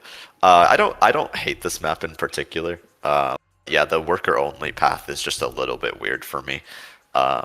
It's also just like a very turtleable map, which is I don't think makes for the best games, but it depends on how the players end up playing. So I think with Mothership, I mean, yeah, you don't know for sure where your opponent starts from, but you also don't have this little area behind your base you have to constantly keep an eye on. Yeah. that little pocket base is the stuff of nightmares sometimes. Sometimes I have seen all kinds of enemy structures pop up when I look away. Like quantum things. Alright, GLHFs go out. In the upper right, we have a purple Terran. His name is Papella. And he represents the team of PulledTheBoys. Atomic, you want to take this one? Yeah, sure. And in the bottom left-hand corner, we have the lovely red Zerg. It is JudgeFae. And he's playing for the team of SpecialTactics. Right. So I actually wonder if if this is Terran... going to be a proxy hatchery. I've had that done against me. I didn't see it actually. I was gonna say I wonder if it's gonna be mech, but no, actually proxy hatchery. Dude, what the hell is this map? Yeah. The idea being, that you already have it pretty far along before your opponent does anything about it. And then, you attack from where your opponent is not walled off. You can even slip in more drones and turn them into spine crawlers. So let me say this supports my little argument here. This is why there are a lot of people who hate this more than Mothership. Yeah, so Papella is scouting right now. He's looking for that expansion. He didn't check the pocket base, and he didn't see anything at the natural. So I'm not sure if he's just saying that, he must have taken the pocket base, or there might be something suspicious going on here. Or maybe this was a big spawning pool for a steal, but even then, he knows something is up, and he is scratching his head, I think. Yeah, but the timing of the spawning pool wouldn't make sense there. Now, these are our plat level players, so maybe they're not fully paying attention to those sorts of things. But yeah, definitely suspiciously late spawning pool, and did not confirm that there was a base on the other side. There we go. And now he knows. And he is now witness the power of this complete and fully operational hatchery. Oh, pulling all right, all there the we go. boys. He is going all out here. Taking out both spine crawlers. Those are kills, not cancels, so that's a solid win for the Terran player here. That is nice, and he is going to camp his infantry right here to try to take things out just as they spawn. So there's eight Zerglings in production, but only a couple of them were being made from the hatchery inside the base. So those extra Zerglings are going to have a hard time actually joining this fight. Now, there is a low ground expansion that could be canceled and or lifted. This is a lot of time that he has to take off mining. I think usually with proxy hatcheries, I'm used to the Zerg going roaches, actually. Dude, this is actually a sick defense. Yeah, it looks like those workers actually clean up the queen, and there aren't that many more units coming from this proxy hatchery. So those 6 Zerglings that I mentioned can't actually join the fight here. But now that I say that, more Zerglings pop in from the proxy hatchery here. Yeah, you got to keep an eye on the eggs in this case. Yeah. The worker's doing a good job of cleaning up these Zerglings, but really a bunker needs to be made here. It's like a safety measure, and there we go. It starts building right now. A siege tank would be especially nice. Yes. Yeah, but it doesn't have. And then meanwhile, his opponent attacking the natural at the same time. But actually, attacking the natural is fine. We can lift up, it's fine. Yeah. Just repair those depots at the front just to make sure that they don't bust in. But yeah, the Marine's going to work on those slowlings at the front there as well. More Zerglings are being made from the proxy hatch though, and a queen is joining the fight as well. Now a bunker is pretty much finished, but he needs the Hellion there to help out too. Yep. And here comes the queen, putting down more creep. Yeah, I think this is a hold. Like, you stay in the bunker. No, attack, no. Are those Marines in range? Well, now they are for sure. Yeah. Like you just build a siege tank, defend. But no tech lab, on the factory just yet. Now, not quite yet. Yep. See, tech lab is being made now, so maybe we'll get the siege tank eventually. No. Yeah, those Marines are gonna get caught out. Oh my god, no. This is one of those curveballs where it's not as intuitive as usual, like how you react to this. It's not something. Having a hatchery in your own pocket, it's not something you have to deal with that often. Yeah, I think the moment he saw the hatchery, you just build a bunker at the top of the ramp, and you just hold the top of the ramp. Like, know the aggression is gonna come from here, and not really from the other side. Like, there was like 6 Zerglings at the other side, but that is it. Like. Yeah, totally agree. The queen goes down. Good pick off right there. The spine crawler is also going to go down too with all those workers. Yeah, I like this. This is where he's actually going to be able to. Siege tank is out. Okay, bring back. This is where he can actually just take that out. Now, JudgeFae does have the natural up and mining, and he's also just completing a roach warren here. Yeah, I think the Terran took a little bit too much damage to my taste. Should have avoided to lose all these Marines. Should have built the bunker a little bit sooner. And a tech lab a little bit sooner, I think. But it is a hold. He is cleaning up. And a 3rd command center is being built as well, assumingly for the pocket base once that creep clears. Something I'm going to praise Papella for throughout this whole thing was going ahead and building additional SCVs so that they're ready to be moved to the natural once the base is there. Yeah, Papella is ahead on economy. Yeah, it's actually a fine spot considering it has mules. Sorry, so it's a fine spot. But okay, 4 Zerglings being made in the pocket. Yeah, 2 Zerglings being made from those leftover larvae. So hopefully Papella remembers that this is a possibility. Yeah. Is he gonna hide them potentially and maybe morph them into banelings later? Walk them into the main. I was gonna say that. Is this a high IQ move actually? Yeah. Like those I'm not sure. SpecialTactics. Yeah. Oh, wait. He's gonna scout. So he doesn't want a proxy hatchery to be built again. he is going to be seeing that pocket base every time he closes his eyes for the rest of the weekend. Yeah. I think, here we go. Okay. The Zerglings are definitely scouted now. If not before, they're definitely scouted now. I think even the command center would have enough vision to see the Zerglings in that little pocket there. Okay. Zerglings do get drawn away and killed. Okay, so we have a very interesting early game, and now things are finally going to normalize a little bit with both of them on the same number of workers, actually. Yeah. He's a bit late on upgrades. 1-1 should have been started by now. He's got 1,200 minerals. Not ideal. Yeah, more gas needs to be mined as well if he's going to go for that. But his third base is coming online. A consistent worker production can really bring him like a solid lead in this game, I think. Yeah, actually, when you take a step back and look at the game, it's actually quite playable for the Terran. Yeah, especially with the siege tanks up, it's going to be difficult to break him at this point. Yeah. Yeah, for sure. A lot of command center energy not being used though.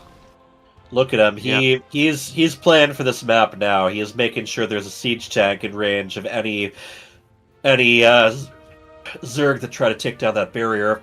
Yeah, so JudgeFae is actually trying to be a little aggressive here, making additional units as well, but with 3 tanks on that ramp, like, this is Celestial Enclave. You're not going to break Terran, like, until they start taking those outer bases. I think the move for Zerg here is really to drone up as much as possible, take your 4th and 5th base, and, like, wait for the Terran to come to you. And that is exactly what's happening right now. We have Marine tank move out. I don't know if I like this move out. Like, I understand why he moves out, because he wants to know where the Zerg is at. He might try to attack from behind that barrier, maybe, but he has to take it down. There's no structures within range. This is a great move from Papella right now. We talk about our players not necessarily abusing positions on the map, but this is definitely an abusable position on this map for Terran. Like, okay, if you're gonna abuse this map, so can I. Yeah, I think I would have waited for Medivacs so I can like abuse the spot for the mineral. Does he know what's here? I see the roaches just kind of around there. Yeah, 1 tank on sieges to leapfrog forward, assumingly. But those tanks are exposed in the back, and the stim has already been made. Oh, there we go. Going after the workers going down already. So I feel like this is almost enough damage to justify this attack already. This could. This could get ugly very quickly. Those roaches getting shot on the transition. One or two. If the Marines hold that ramp, I think that might be the best place for them to trade right now. Well, instead they're going after the workers, and I don't hate that. I mean, after the economic damage that's already been done, 26, 27 workers down, going after another queen, and just stutter stepping away from those roaches. Yeah, really good damage from Terran here, and 1-1 and is look about at that siege tank. as well. Does a scan and just gets some initial injury and insult there. Yeah. I don't have high hopes of the siege tank escaping, though. Yeah, so now what you... again adding a spire. Siege tank goes down on the retreat there. So now what was like a small lead for the Terran is now a huge lead in terms of economy, and same story. Like, there's a full wall and a bunch of tanks. Like, what you gonna do now? There's siege tanks behind the barrier and behind the supply depots. Yeah, a couple scans go down from Papella, just like on the expansions, trying to figure out exactly how much more economy the Zerg has, really judging like the position that Papella is in, and he's moving out again to try to deliver a final blow Justice's to opponent JudgeFae. is breaking down that barrier, so we might end up in base trade territory, although the Terran army not very far along. Here we go, Zerg is going to do the same trick and try to break in. Yeah, Papella doesn't know that this back area is broken down yet, so this counterattack could be kind of annoying to deal with. But yeah, like, his army is just so much scarier on his opponent's side. He can do damage a lot more quickly. Yep. Plus, he can always use the old trick of just lifting up all the structures he wants to. Roaches and Lings are in the main right now, getting right on top of the production. So this is actually kind of bad for the Terran player right now, because all his new units are going to be picked off, and all of his actual armies on the other side of the map. So production-wise, Terran's in a bad spot here. Yeah, but then again, so is Zerg. Like, these hatcheries are already going down, so it seems like it's just going to be the armies that are available on the map. Yep, loading up anything he can and going ahead and lifting off. Yeah. Saving a bunch of those workers and the tank, putting it on the high ground. A good move from the tank on the high ground, and he's about to add some liberators as well. Yeah. Let's see those if those workers start repairing that wall. Some workers get on that wall. A second tank joins up. Take a look at this. Both players on almost equal workers right now. They are ripping each other apart economy-wise. Yeah. Another hatchery is being made in the top left corner, an aspirational new base for JudgeFae, but I don't know if that will really like survive long enough to start mining. Remember, you don't get revealed until your last town hall building is destroyed, and you don't lose the game until your last structure overall goes down. Here come the mutas. Yeah, I don't think it's gonna be enough. Yeah, mutas are there, but like Marines with medevac support. And stim. Don't you forget stim and shields, yeah. Yeah. Well, it is looking like the power of Terran is going to overcome. So let's go back to that cinematic. Because the one thing I know, something are just worth fighting. Oh yeah, I recommend this one. It is final like when you look at the second final, but yeah, right before they make their final attempts. Yeah, we'll get the players back in here for the interviews. All right, two wild and crazy matches there. Bit of a yeah, but it sounds like we have a bit we're getting of an echo. I might have to turn the extra audio off. But yeah, first map, that Mutalisk switch really catching the Terran off guard. Second map, Proxy Hatchery, craziness. I love it. That map, I always do proxy hats no matter what. I will remember that if I run into you on ladder, man. Yeah, so game one, it seemed like Papella was the one trying to get an early lead, and game two, a completely different story. JudgeFae going with the early aggression. In both cases, not that much economic damage was done, but it was interesting what happened afterwards. So yeah, in game one, we had Mecha versus Roach Ravager. Ravager Ling, but it didn't really come down to any like solid engagements. Mutas really turned the tide. Now, JudgeFae, do you normally play mutas into mech? I do. I always lose against Terran. That's why. So you try to catch them off guard a little bit. Papella, what were you thinking when you saw the mutas? I knew that mutas were coming. That's why I was scanning on the main base. I didn't think that he would build the spire on the expansion, so it did catch me off guard, even though I knew it was coming. One thing that you want to be doing when you play battle mech is that you go for Cyclone before going for Widow Mine, in case he goes Muta or something. Or alternatively, what you could do is like place some missile turrets, because you like when you play mech, you always want to know what your opponent is going for. Just in terms of like if there is any air units, like if they go air, I go like for Cyclones and Thors. If they go ground, I go like siege tanks and Hellbats and mines. And well, went for mutas. Yeah. So yeah, going to game two now. JudgeFae, you started off with the proxy hatch, trying to get a lead.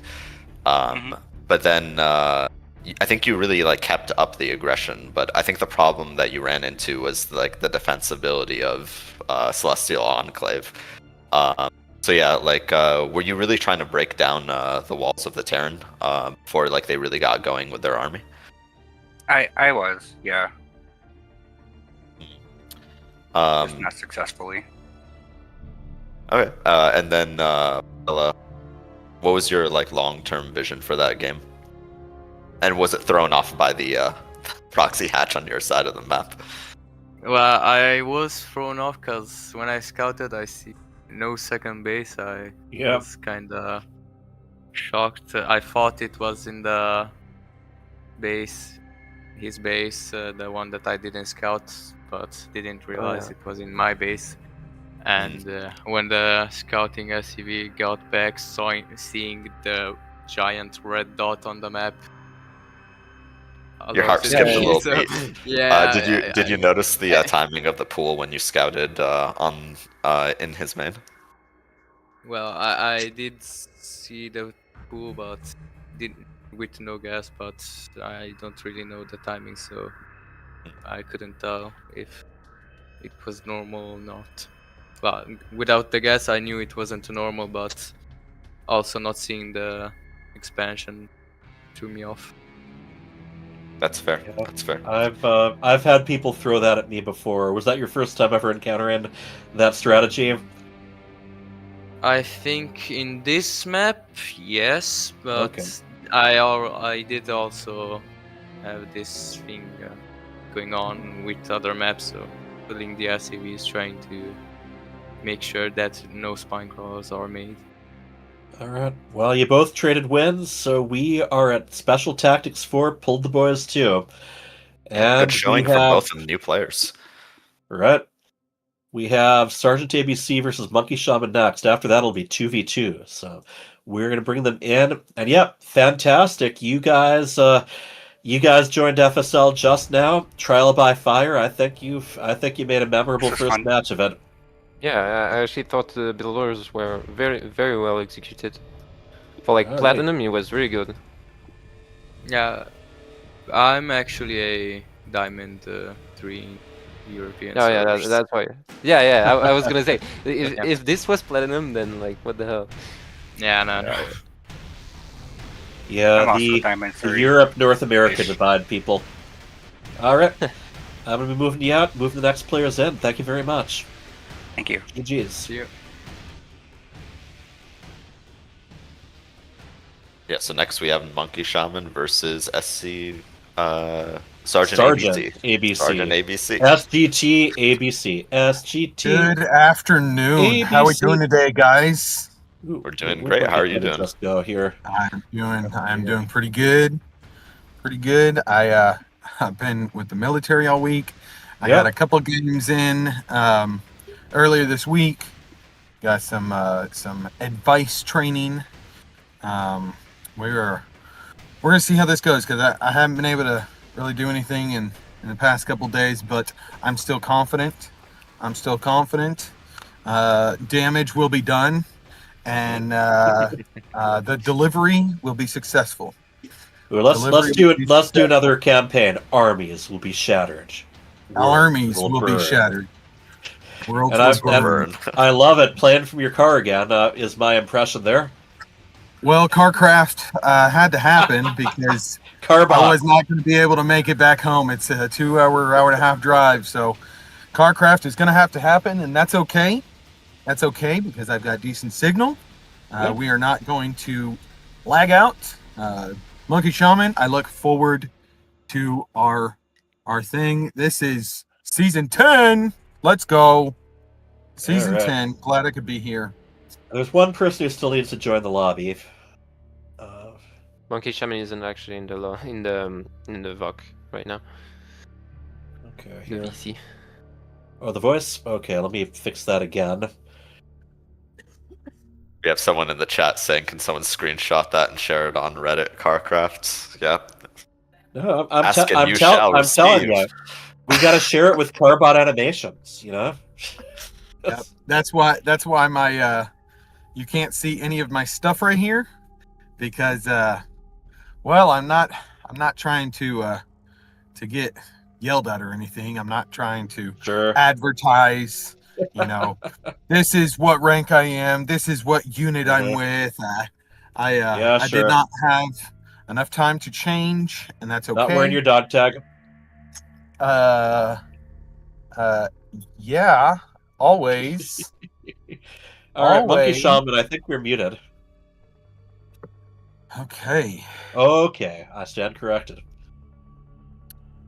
Can you hear me now? I can hear you now. Hey, all right. All right.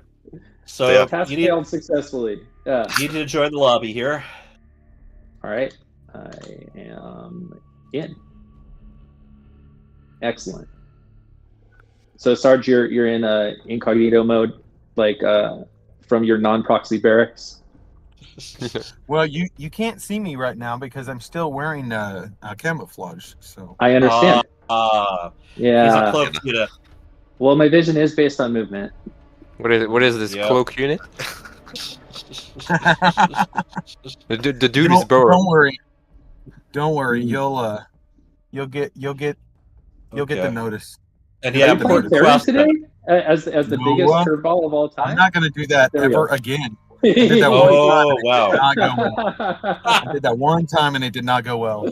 Yeah. All right. Well, MonkeyShaman, you are one of our more notable random players here. Thank you. I forgot about that. Good luck. Our ranks are growing. I worked my butt off. I actually got a coin.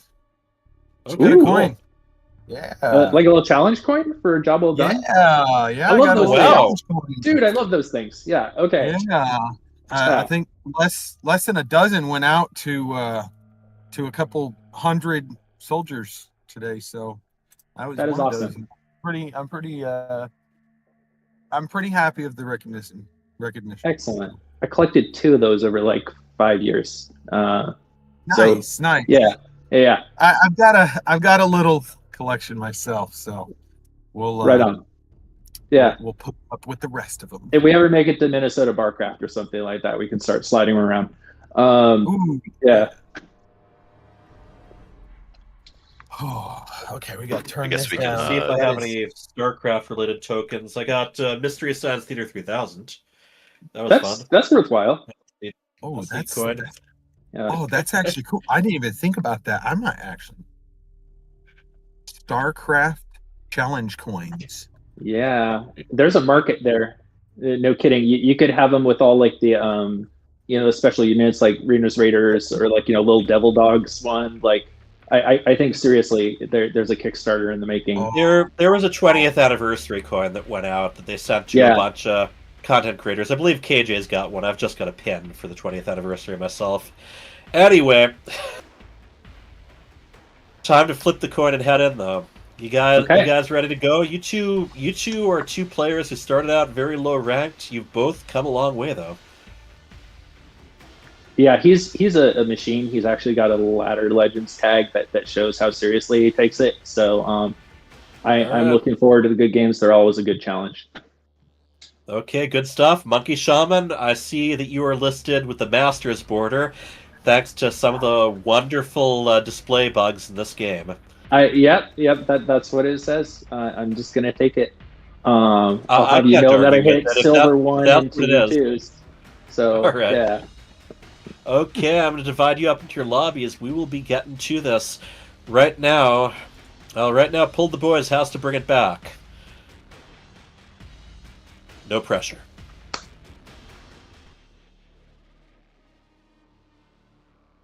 All right, away we go. This going into El Dorado. El Dorado. This is a map a lot of people haven't seen in a while. Yeah, very old map as well. I love the piles of... Speaking of coins, with these ones, I love the piles and piles of apparently giant gold coins that are on these.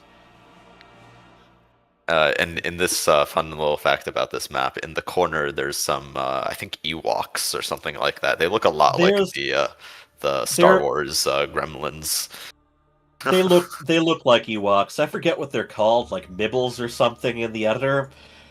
But yeah, they made their debut on a campaign map where you're trying to destroy the shield generator for a space station.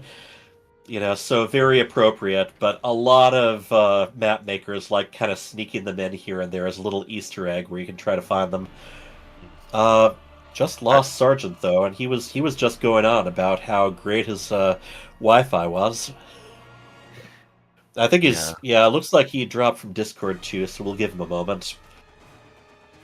I guess that gives me here a chance to look up what they're called in the editor. Actually, guys, I don't know if I'm gonna be available to cast this map. This okay, match. That is all right. You have done a lovely job so far. Yeah, I'm gonna have to go eat dinner soon enough. Okay, you've earned it. All right. Sorry. You've earned dinner. Yeah. I give you permission. You can eat now. Sorry. All right. I went over to the StarCraft wiki. The Ewok lookalikes are called Mooples. Oh, it looks like we got SgtABC back on video feed. A little choppy, but I think he's there. Using the voice again here. He's in the correct lobby. We'll just get the confirmation that we're ready again. Yeah, we will. Well, see you around. Bye. Good luck, have fun. Yeah, 6-7, dude. You gotta say it with the intonation, like 6, No, 7. no. I wanna sound like I'm trying to be a cool dad. Okay. Okay. I want to sound like I actually like I'm trying to impress someone. 6, 7. I don't So know. we still need to add Sergeant ABC to the party. It looks like he's not online just yet. He's on BattleNet. He needs to get back into StarCraft II. Here, I'll bring him in.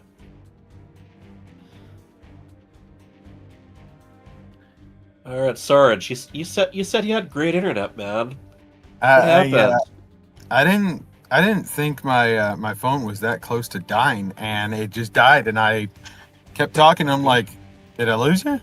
And sure enough, I got 27% on my laptop. So I'm still not gonna cheese because it's got good power, and I can always just go back and forth. All right. Looks like you've reconnected in game, so yes, we should be it good. does look like you're reconnected. Alrighty. I need another fight to the actual game, and we should. Yeah, be good. let's. No, you're in the game. It shows you. No, again. unfortunately, I'm not. Okay, here. All right, then I have to. I think remove you from party and invite you again. Remove you from lobby.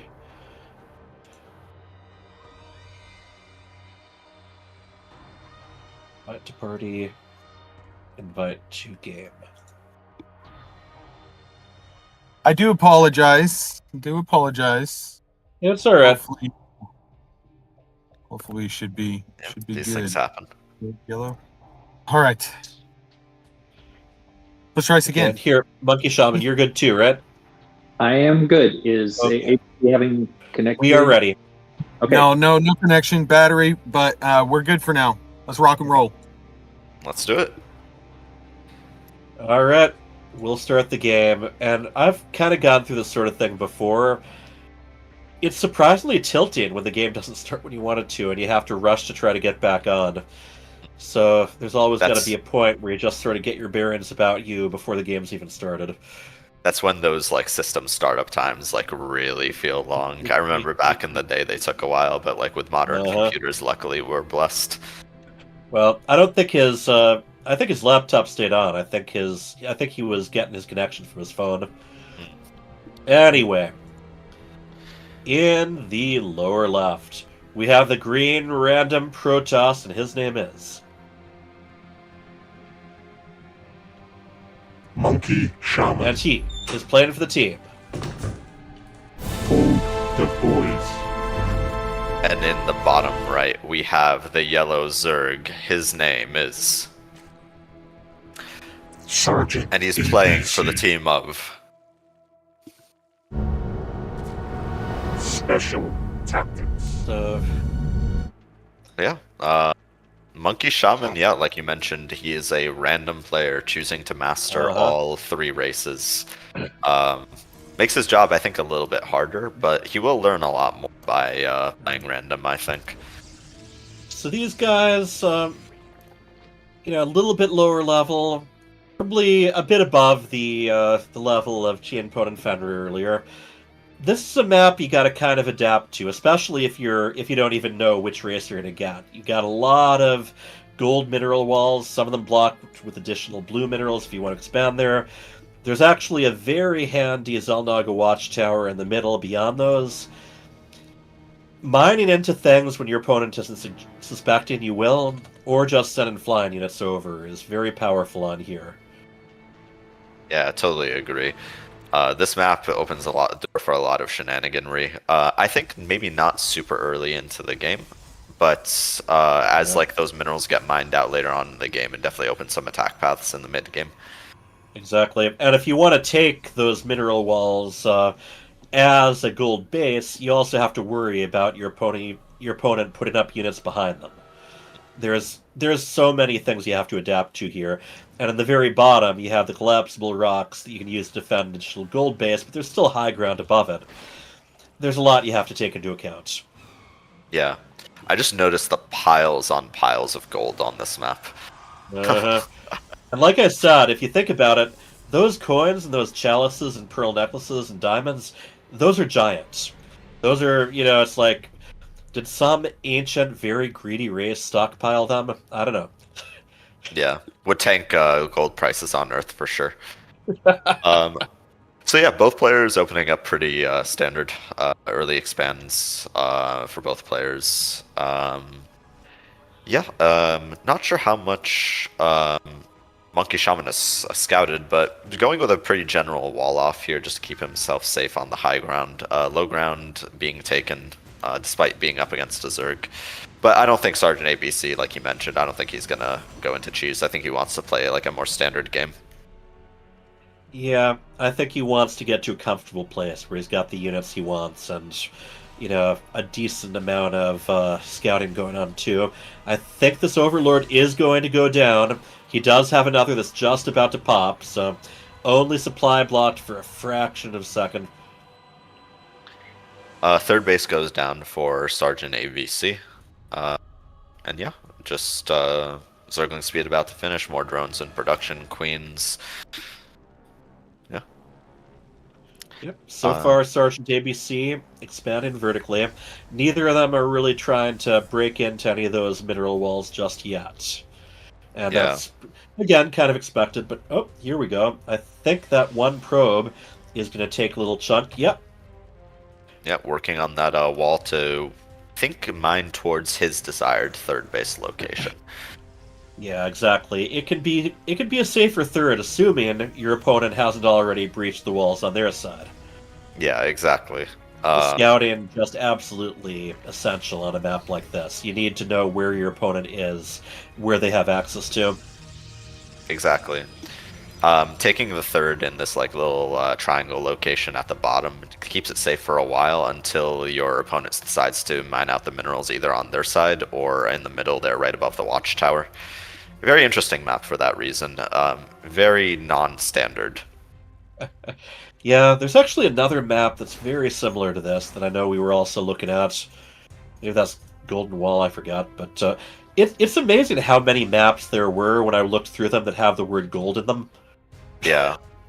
I think there's like a lot of like very common themes for StarCraft maps. Like one very common one is anything Protoss related.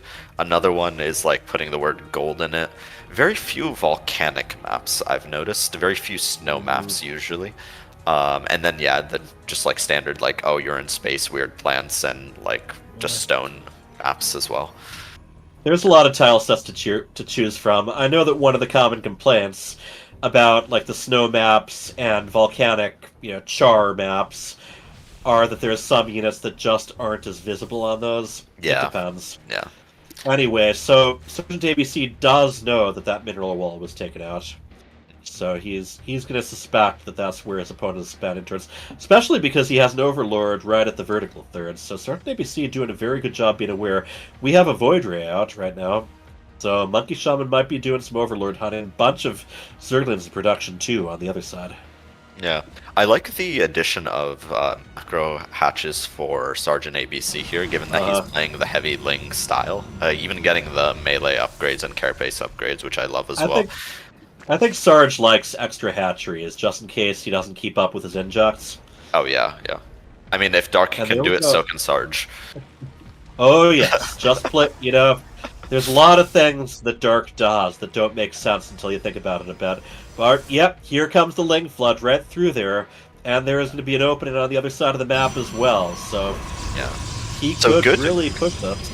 Yeah, good SimCity from MonkeyShaman here to try to keep that base a little bit more defensible. The Lings are ready to attack, but they haven't quite made their move yet. I think their window is closing, though, because MonkeyShaman's army is getting bigger, and that base is becoming a lot more defensible as time goes on. I think SgtABC was waiting until he could start morphing some Banlands.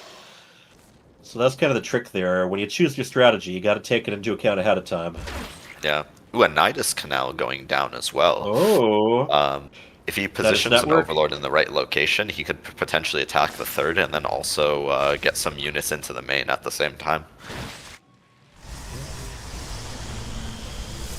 Alright, bunch of gateways there. Yeah. Right now, SgtABC have a double Nidus network, actually. And he does have that... Yeah. In terms of the macro for MonkeyShaman here, I feel like he's doing a lot better since the last time we saw him play, actually. going up to 3 bases and getting a lot of production facilities, like, maybe could be a little bit better on the worker production, but yeah. Yeah. He holds his third base. Very minimal damage. Both these players have gotten some very intense coaching.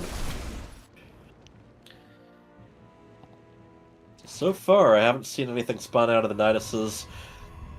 Yep, some units going in right now, though. It's just a question of where that Nidus Swarm is going to pop up. Probably the north part of the Natural, since that's where the Overlord is. Yeah, you see, it's actually Overseer now. It's actually even moving closer. I think we're going to see it pop in just a moment. Ooh, and a Fleet Beacon and Stargate go out as well. Interesting choice given the Ling Bane style. I'm curious what he'll end up making from that. Probably Carriers is my guess. We will see. He has not reacted to that Nidus yet. There it is. Yeah, and that Nidus is filled with Banelings. Here we go. So far, 6 no. Well, I mean, honestly, 10 probes going down, that's not terrible. He still isn't, MonkeyShaman currently charging to the other side of the map. Okay, he did send in a few Zealots to take that Nidus out. That's good. Yeah. It's interesting with the Nidus Swarm because the units come out one at a time. It gives your opponents like a long time to react if like the Banelings are exploding right on the workers one by one. I'm surprised he didn't pop out 2 at once actually. Since he had the power to. Yeah. Here's the Banelings. They're going to be going after the Zealots. Oh! Yeah, Banelings go first, exploding right on the Zealots. Great move from SgtABC and cleans up the rest of the army. Not bad. MonkeyShaman right now very low on supply compared to his opponent. They're even on workers, but the army just isn't there for MonkeyShaman as he is getting flooded with a whole lot of Lings. There are 119 active Lings right now and 8 Banelings, just for good measure. And Stalkers were warped in as well. And these are not just Lings, they're +1 Lings as well. So they go from nibbling on Stalkers to really taking a sizable... Yeah, they got a bit of really armor getting a sizable chunk, like sizable bite on the Stalkers. Even Lings in the main right now. Yeah, this is not looking good. I hadn't even noticed that. They're attacking from everywhere. Void Rays can't be attacked, but boy, it takes it a long time to take out a significant number of Lings at all. Yeah. Well, even a few Lings. They don't do any bonus damage against them, and they can't keep up with them easily either. Yeah. So I think this match is over, folks. SpecialTactics GGWP SpecialTactics get their 5th win. They are 1 win away from taking the whole series right now.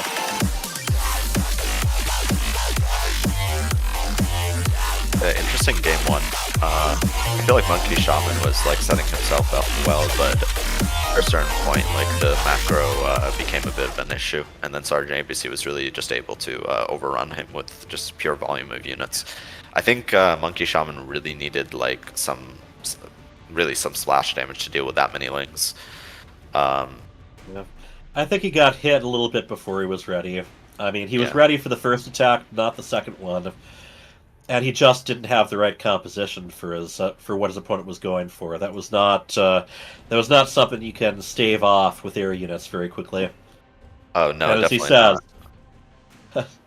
as foretold in the prophecy, did I tell you?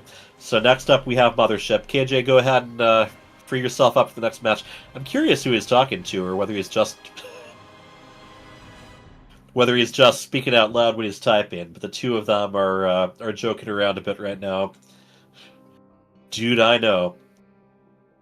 Alright, here comes Mothership, the map that we had so many matches last season where the map choice was just pick anything but Mothership. So I'm surprised and delighted that it's getting thrown in there. So we have 3 different spawning positions possible here. Yeah. I think it's a fun map for sure. Given that it's a 3-player map and how open it is in the center of the maps, it creates a lot of like interesting opportunities to surround armies. I think this map is definitely underrated. It's very fun. It definitely can be, and it's a really cool look too. I mean, yeah, you actually have like the 3 corners like a Mothership. Yeah. All right, everyone is ready. And yeah, again, very gold. You know, the Protoss like their shinies. Yeah, the gold is very. No, they don't use the electricity. I was about to say gold is very conducive for electricity, but I think they're powered by the Kala or something. Psionic matrix.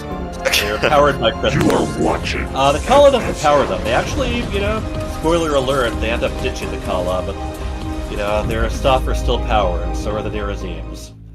But they are the same crystals that are used to, you know, assist in the range and power of the Kala are used there. Alright. In the upper right, we have the random green Terran. He is MonkeyShaman.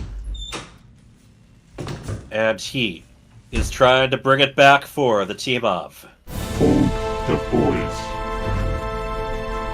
And in the bottom left, we have the yellow Zerg player up one game. His name is SgtABC. And he's playing for the team of SpecialTactics. Alright. So even if this does end up bringing things home for SpecialTactics, we still will be doing the 2v2 match at the end. Yeah, if we schedule a match, we always like to give the players the opportunity to actually play their match, even if the series is already decided. Yep. And I don't know how it works with Ace Match now. One of the changes we made was that Ace Match can be any kind of match type the captains agree on. It could potentially be 3v3, 4v4, Archon. You know, a lot of the time I'm sure it's just going to be a couple players that we want to see more of. Yeah. So I'm not sure whether we're going ahead and doing that anyway, too. Let me check.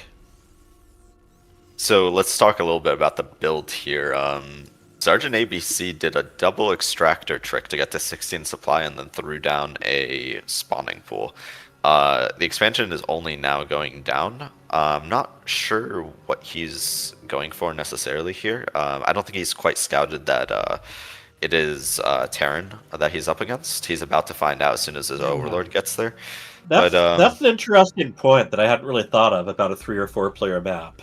It's not just the location that you might not be able to find out about immediately. It's also the fact that if your opponent's playing random, there is a 50-50 chance you might not know what race they are for a little while longer. Yeah. This might be like a little safer versus Zerg if he's getting like 12 pooled or whatever. But yeah, in this case, I think it's like probably a little too safe.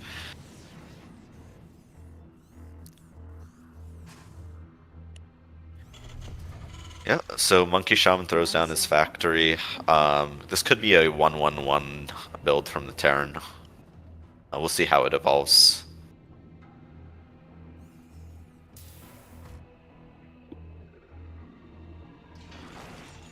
And a third hatchery going down for SgtABC as well. Yeah, I feel like if he was going for this, it might have made more sense to just get the hatchery first. But it's all fine. Oh, 12 lings in production now too. Yeah. So there isn't I was going to say, I think he's going to want to favor a good number of lings early on for both scouting, defense, and offensive purposes too. Yeah, this was a low ground expansion as well from MonkeyShaman. So yeah, I mean you get mining a little bit faster, so it's better economically, but it's just so much riskier when it comes to like early game aggression. Yep, and that's one of the reasons why the Reaper is so important. Yeah. Not just it can be annoying, but it's also a fantastic way just to keep an eye on your opponent, see what they have so far, see when they move out. You do see there is a bunker being added right in between the ramp and the command center, so that's a very good placement for it. Yep. Another barracks and starport are in production as well. So the opening for aggression is really closing here for SgtABC. Once that bunker gets up and like some Hellions start being made or Widow Mines, I think he's gonna wish that those lings were drones instead.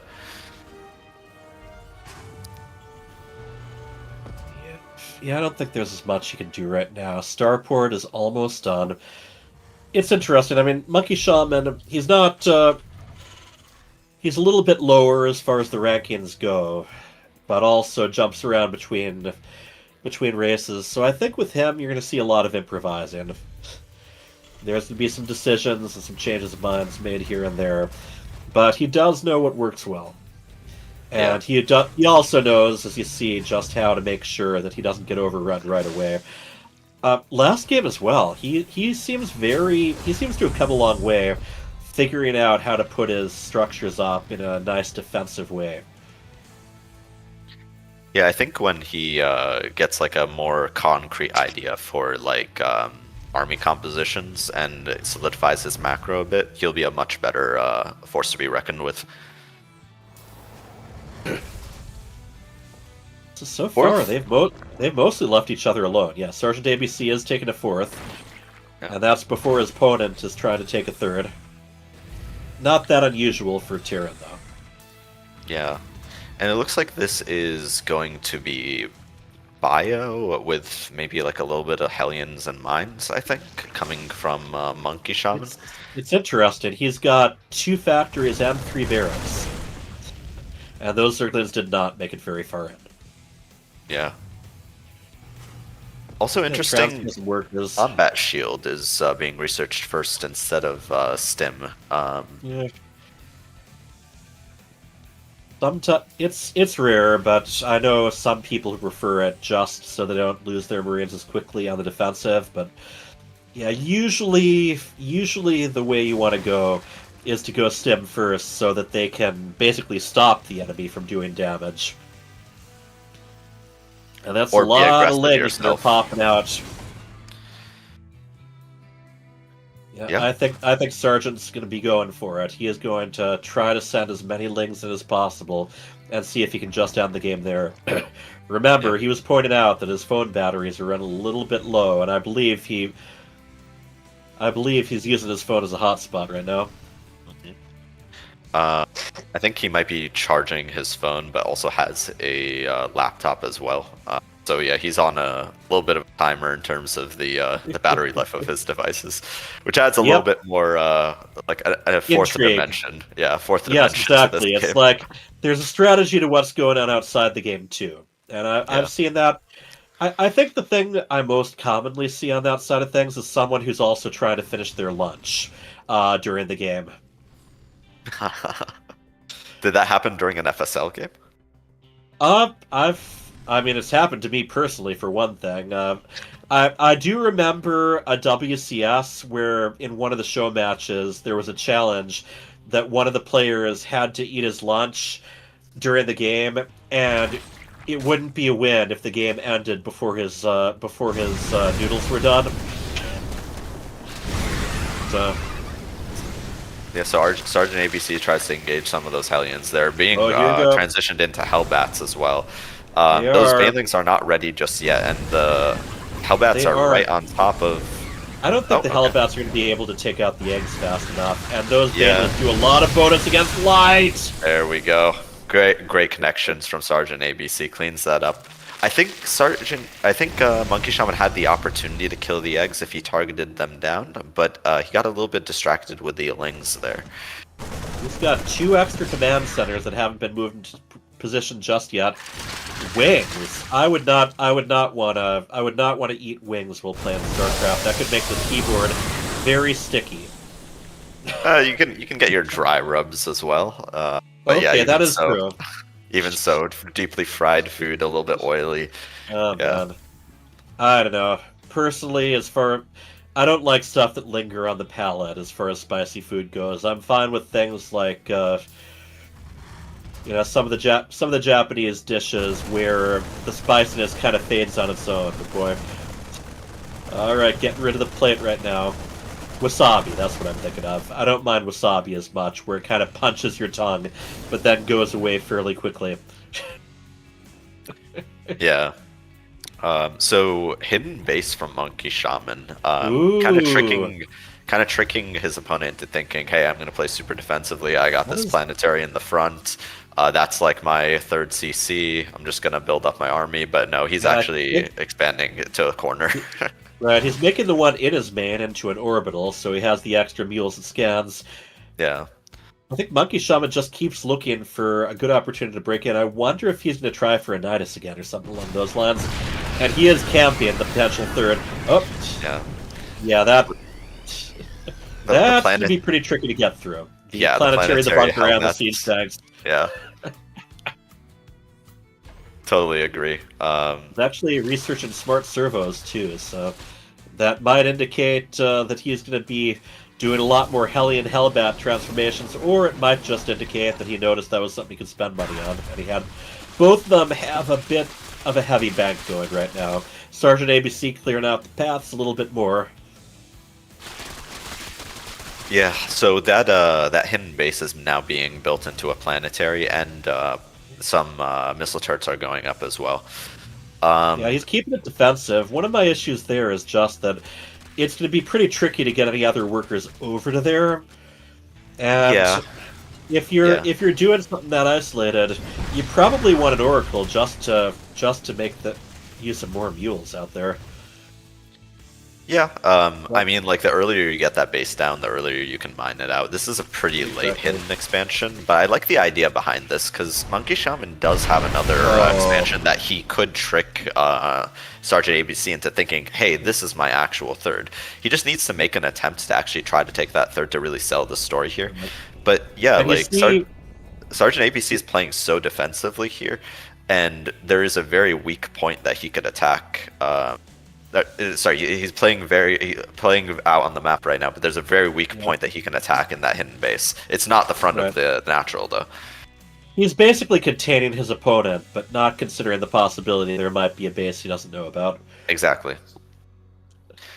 And against the style, though, I think the move is really to take the map as a Zerg. It's like your opponent is really turtling up. It's like this is your opportunity to mine everything on the map and push them for it. Right. That's how you deal with a big Terran defensive point, a turtle Terran. Yeah. You want to just kind of take advantage of the fact that he's stuck in place. Here we go. And those roaches actually are doing quite a bit, but even more siege tanks behind, and he lost quite a bit there. Still, even so though, he's still 40 supply ahead. It's always so shocking to me how bad roaches are versus siege tanks. If you look at the units lost, armored, man. If you look at the units lost, it's trading over twice as efficiently as Zerg. Yeah, and just the splash damage, especially if they're trying to squeeze through buildings. Splash damage in a choke point is just it's a scary thing. There we go, a bunch of units being picked up in the Benevacs right now. And they're heading out, but I think Sarge is going to see them right away. Yeah, they're flying right over a few Lings and an Overlord. Oh, now if he didn't know before, now he knows for sure. I mean, nothing wrong with taking out some enemy units once you do that. But yeah, right now, that's the deal. There just isn't a lot, there aren't a lot of workers over at that hidden base right now. Yeah, it looks like he's relying mainly on mules to try to mine that out. Right. Rallied Overlords getting picked off by these Marines. Always a bad feeling. Oh, and the rest of the army joining up to fight these roaches here. But, I don't know if I like this. They are outnumbered by all those roaches and bands, and one of those medevacs didn't actually get all of its units out. Yeah, Baneling's connected on a couple of Vikings there, so obviously not ideal, but the volume of units from SgtABC, totally agree. He just completely swamped MonkeyShaman there. SgtABC's got the economy, so he's the guy that can afford to lose stuff.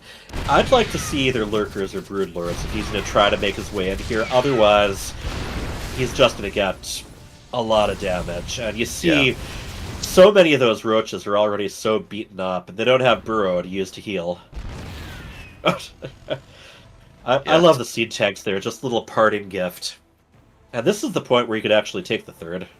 But, boy, such a heavier army supply from his opponent. And, of course, we've always got to say the whole thing about roaches deceptively not efficient with supply. He is getting Burrow. Yeah. Another expansion going down near that hidden base. So, yeah, trying to... trying to get more SCVs out and take another base as well. This is it's a surprisingly slow-paced game right now. Now, that expansion, he's going to have to move a little bit of troops over there so he has something to defend it. Well, if it never goes scouted, then he could spend his I mean, he can totally mine the base. there's a good chance he could end up just accidentally discovering it, just with the army so close. Totally agree. It does look like there is something running towards that hidden base right now. No, that was just a drone. Never mind. So yeah, SgtABC finally taking the rest of the map, taking a few extra bases, and yeah, just sitting outside of his third right now. If MonkeyShaman spreads out his tanks here, I think he's going to have a very easy time holding that third base. Very nice tank line coming from him right now. Very long, elongated. Would really punish these roaches if they decide to engage.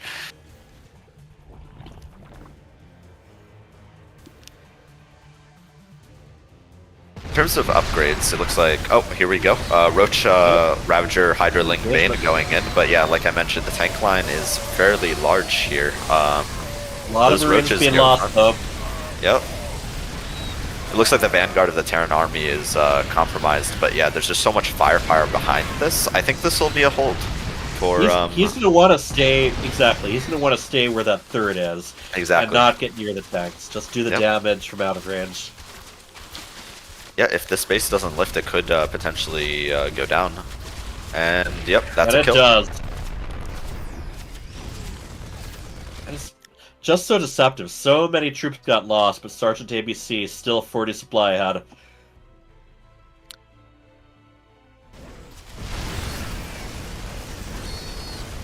It's still anyone's game, I think, at this point. I mean, yeah, SgtABC, like, yes. MonkeyShaman is just having such a tough time actually getting out of the map. Yeah. He's got a very difficult natural to break into, but his main is almost completely mined out. There's just a little bit of gas left there. Natural, almost mined out. So he has very little other than that hidden base, and that isn't even fully saturated right now.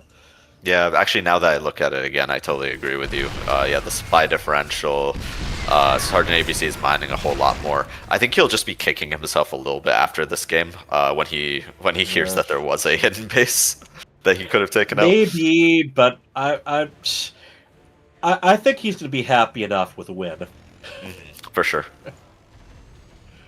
And if he does take this, yeah, this is going to give SpecialTactics the victory. Yeah, he's got burrow. I would just really like to see him burrow those roaches and heal them up quickly. If he's feeling cheeky, maybe he could try to like get right on top of the army and take it out. Yeah, honestly, he could. Well, I don't think he has burrow move, tunneling claws. If he did, though, yeah, that would be very cute. There's no missile turret up at the natural, and we are getting into the 18-minute mark here. Yeah, this is the story of Turtle Terran right now. It's like, well, I've got you beaten. I just don't have you beaten officially. This is just like one of those things. It's like, how do you close the game versus Terran? Well, when they're in positions like this, it can be very difficult. At the highest level. Oh, look at SgtABC. I was kind of wondering whether he was just sacrificing those drones for more army, but no, I think they were misrallied. They're supposed to go to one of the expansions. So here we go. Zerg, you can do a Nidus into the main. You can do Broodlords. You can do Lurkers and just get them a little bit closer while sniping detection. My favorite, honestly, with a choke point like that would be Blinding Cloud from Vipers. Yeah. Just throw a bunch of Blinding Clouds down and just get on top of those tanks and Marines. Yeah. If you have like a lot of Bling Bane as well. Oh, okay, here we go. Another attempt or to break you could just use the World War I strategy of just throwing everyone in and watch them die. But in the end, it's still a sound strategy because SgtABC has a lot of mining that his opponent does not. But it's almost 30 roaches in production right now to resupply this army. Now, he did keep a lot of those Hydras alive, which is a good move. He just needs to resupply the front line. That'll keep them safe. But this is MonkeyShaman's opening. If he just killed a lot of see what he could get done. Yeah. He killed a lot of army. His opportunity to attack is now. But he didn't bring the tanks with him, though. Nope. No, he did not. Yep. Now 80 supply to a completely maxed out 200. Yeah, and the naturals mined out as well. Oh boy. Yeah, I mean, both the bases actually still have a bit of room for gas. He is going for battle cruisers. The issue there is just, well, he doesn't have the economy for it. He's got, 108 minerals, 160 gas. He needs a much bigger economy if he is going to make more than that one battle cruiser. Yeah. The battle cruisers are going to have pretty good armor upgrades as well. Plus They 3 are. is I mean, the finish. upgrades he's really been keeping up with. There is 3-3 on the Hydras, though. Yeah, but Hydras don't trade that well versus battle cruisers. But yeah, like if there's enough Hydras, no problem. Exactly. They can take out one battle cruiser. This is the point where it doesn't map. Trading isn't an issue with SgtABC. He has a card with unlimited credit right now. Yep, that's a good way of putting it.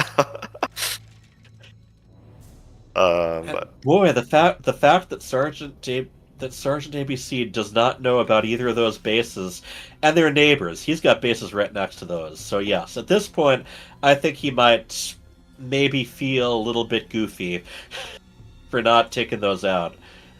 Yeah, those workers from the natural are also being transferred over to the And look at, they're fresh bases. And they're not crossing where those hatcheries are either. Mm-hmm. So this could get very interesting. Yeah. So we talked about like favorite ways to break this. I think probably my favorite way to do this is probably also with Vipers, but maybe with a more Ravager Lingbane style. Just use the Lingbane to crash on the buildings to open up the avenues for future attack. So we got some Infestors here. Very good fungal on the bio. Going down, so he's softening them up. This is not a good way to break it. He's losing everything. Choke point at the is same just time, so good. Every kill he gets is a kill that his opponent can't afford, really. Yeah. And there's that battle is remaxing. Yep, the battlecruiser exposes itself, shoos away the rest of the army, giving MonkeyShaman a little bit of map control right here. But 1 unit army here. But SgtABC's remaxing on Hydras. 39 Hydras in production. Yeah, to deal with, I assume the. Well, I guess like slightly better unit than the Roach, I think, at this stage of the game. Ability to morph into lurkers later on as well. But pretty expensive remax, I think, gas-wise. Yeah. We've ended up in a real stalemate for almost the majority of this game, where neither player really was sure what to do next. Either, the Hydras, the Hydras, the Hydras, the Hydras, the Hydras. Yep, these Hydras have all the upgrades. They even have lunge, so maybe we'll actually see it in an FSL game. Yep. All right, moving in. Okay. That okay. There's a serious Planetary finally goes down. Oof, says MonkeyShaman. And the Hydras are breaking their way through. Not efficient trades, but trades nonetheless. And SgtABC has the money to afford it. Another Orbital 25 Hydras down. in production. Hey, we are in Hydraville, ladies and gentlemen. Yeah, this is definitely one way to do it. It is a way to do it, and believe it or not, he has done it. And he still does not know about those hidden bases. He has never seen them at all. Yeah. I'm curious whether MonkeyShaman is going to try to rebuild all his production in those hidden areas, or whether he's just going to call it a day. One potential strategy right now is just was going to be to hold out until the batteries on that phone die and SgtABC lost internet connection, but nope, it is done. All right. SpecialTactics has taken the win. Let's get the players in here for post-game. Absolutely, those were some really fascinating matches there. SgtABC, the Ling play very much paying off match 1. Match 2, that was quite the stalemate, quite the turtle tear, and SgtABC. We checked, it wasn't on your vision, but did you know that the other main and natural were taken? No, he didn't, but he should have, because it was also part of the prophecy. Oh. right? The prophecy of the mothership. Oh, yeah. There was some Nidus Worm delivery banter, but I did succeed in securing the mining rights to the other spawn. I kept I trying to thought make my about way over trying to there. rebuild, but that was a lot of Hydra. Well, I was tired of trying to fight into that and I just kept losing it. I don't know why that was so difficult for the roaches and the hydras to deal with. And so I was like, what if I single target? I should be able to 3-shot the freaking planetary. And it worked. Yep. Yep. The fungals helped too. Basically, you had economy, your opponent didn't. So, you just kept rebuilding those waves. We were talking a little bit. There's different ways to handle Turtle Terran. Nidus is one of them, like in that first game you did. Broodlord, Lurker. My favorite is Viper with Parasitic Bomb, Blinding Cloud. But yeah, you really have to go into the tier 3 if you want to break through there. I guess one more possibility would be Ultralisk, but I wouldn't favor it in a I think Blinding like Cloud would have been pretty hard. Yeah. I just figured tier 3 upgrades were going to do the job, and they just weren't quite I think doing. that we pretty much had towards upgrade parity, but Yeah, so, you had more stuff.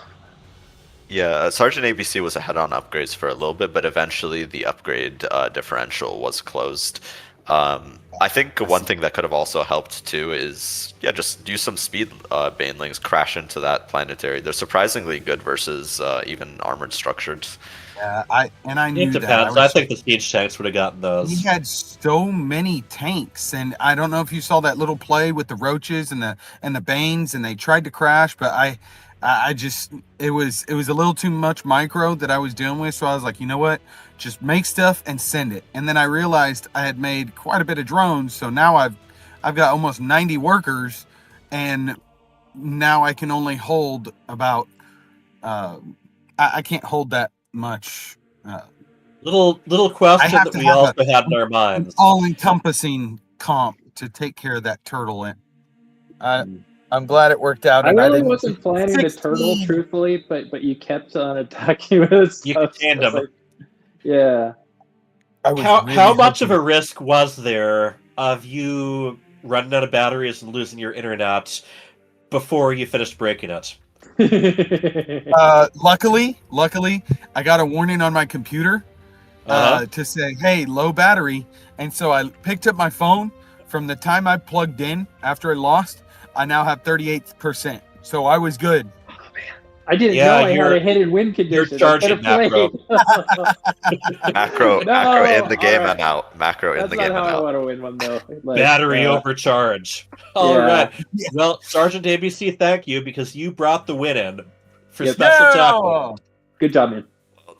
All right, we are going to be doing our 2v2 next. That is going to be SCVSir and Cyan versus LittleReaper and MonkeyShaman.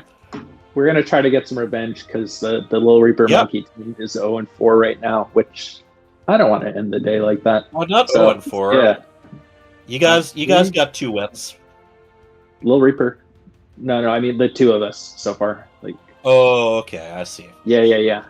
Okay, signing out. Thank by you our guys powers very combined. much. Yeah. Pleasure playing. Right. I'm glad I got to play with you. Dude, likewise. Sean.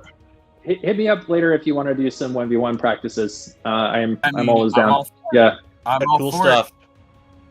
All Be right. safe, guys. See ya. ScVSir.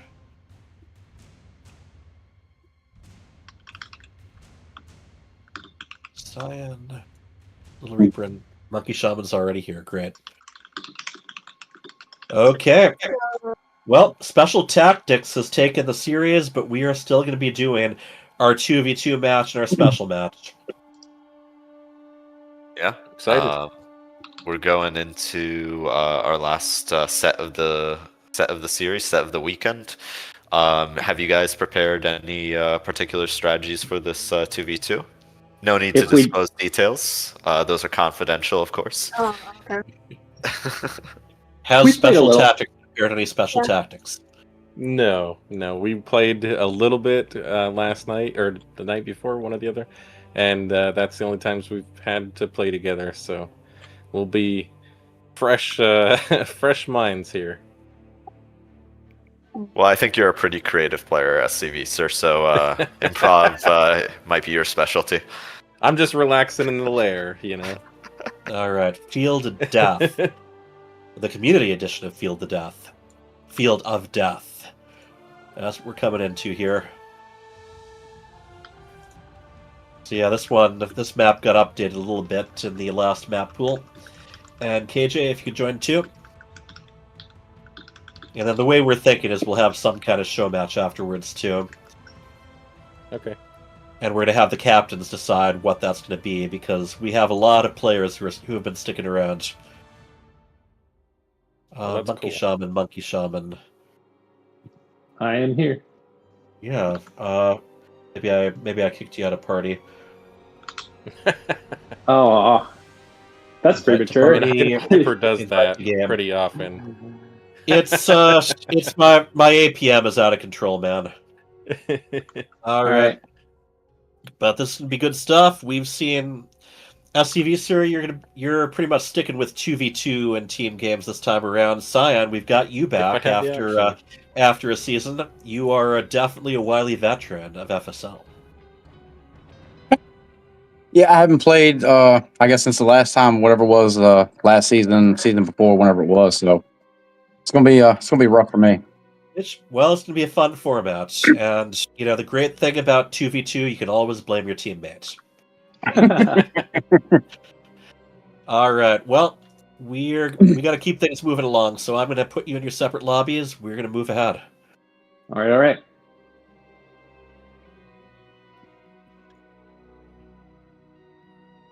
Right, first match on Fields of Death, a lava map. And yeah, like you mentioned, I do feel like this map is a little bit darker for whatever reason. It is kind of hard to see particular things. It's part of the chart tile set. This is one that it had a ladder edition. Now we're into the community map creator edition. So they touched up some things about what is where.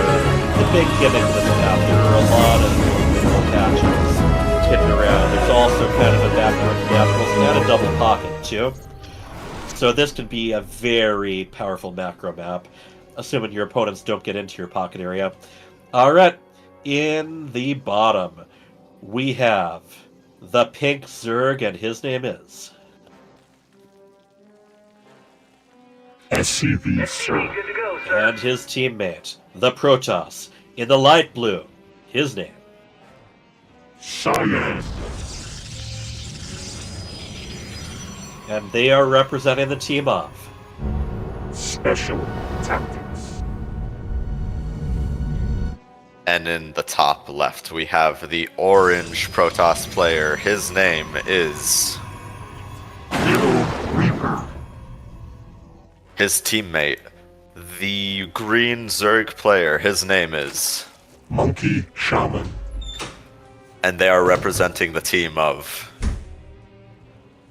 PulledTheBoys.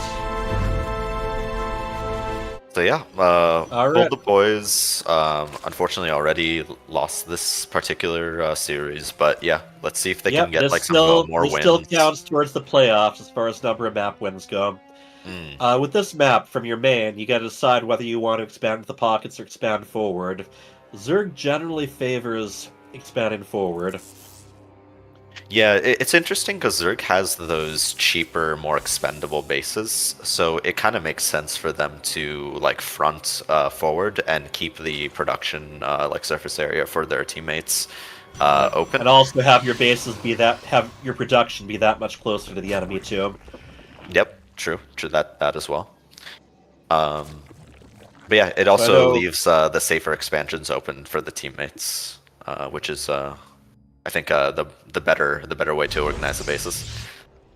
One of the big things that got added to this map are a couple of locations with high yield Vespin geysers, the purple gas, the Terrazine. And then Yeah, there used to be. I think they moved the Zelnaga Watchtowers further away from the middle too.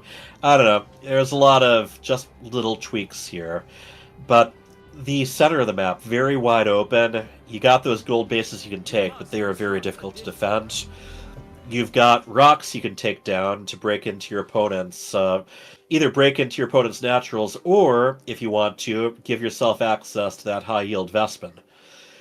So there's just so many different directions this can go, especially based on what team combinations you have.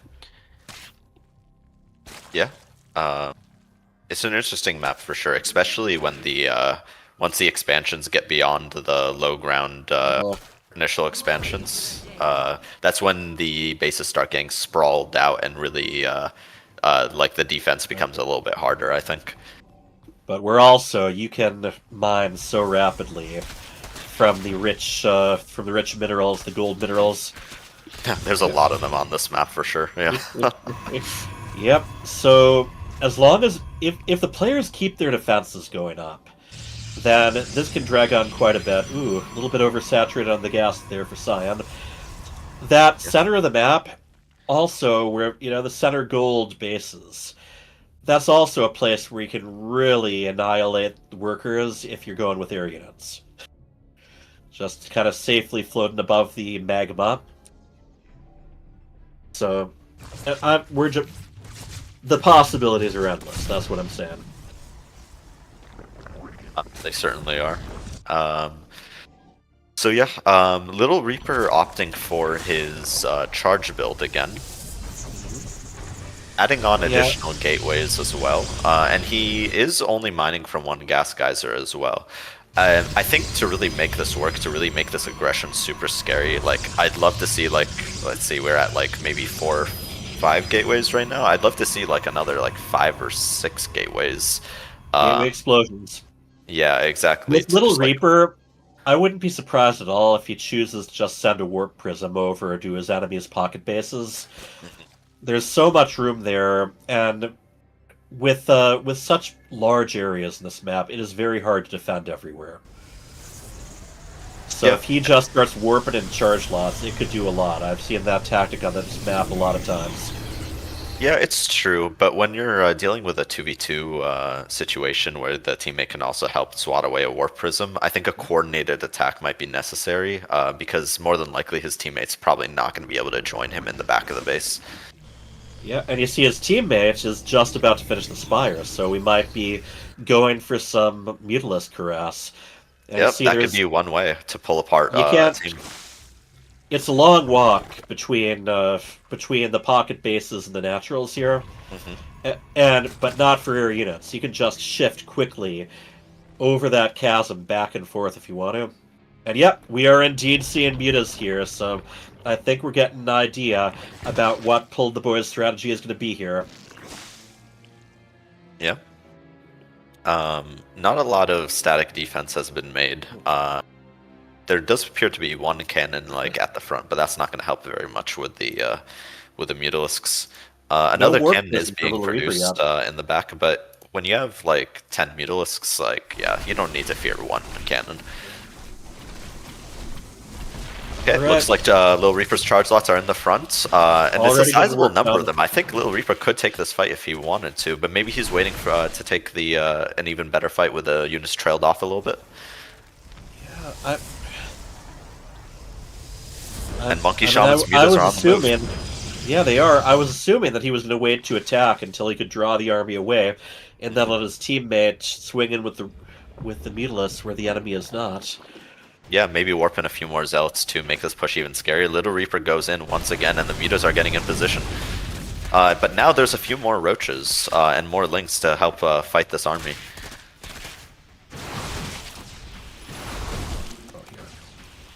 All right, the mutas make their landing in the Protoss' base. Cyan losing a fair amount of workers here. Yeah, well, we got the main fight being up front, and these mutas just free to do damage to the workers while the main fight's going on. Yep, these zealots got good surface area on the stalkers, so they killed quite a few of them, but there's just a little too many roaches, I think, to really like put the nail in the coffin there. But more zealots are joining this force. Yep. You know, LittleReaper, whether it's 1v1 or 2v2, he likes to make the first attack count. He likes to hit hard, and he likes to keep it coming. Yeah, Right, MonkeyShaman joins him in the front, so snipes that Spore Crawler right away, the biggest threat to his mutas. More zealots are joining in from LittleReaper. They might have enough to actually break this. Right now, PulledTheBoys has a supply advantage. It's very clear right now. So MonkeyShaman targeting down the biggest threat to LittleReaper's forces, which are the Banelings. That's something you want to do in a 2v2 game. You take out the stuff that are the biggest threat to your teammate. The biggest thing that LittleReaper is missing is a Warp Prism or a Pylon here. I completely agree. He's taking the long route in his Warpins. They're just taking a little too long to actually join up with the main forces. I think that might have been that could be the deciding factor into whether or not this is a defense or a kill for PulledTheBoys. I mean, he's bringing more in. A lot of this damage has already been done. We're in the 60s and 70s for MonkeyShaman and LittleReaper's supply. Cyan down to 48 right now. Welcome back to StarCraft, Cyan. That's...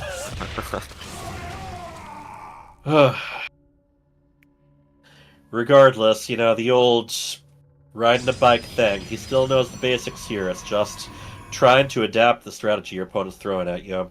And this is definitely a map where air harass is just so effective.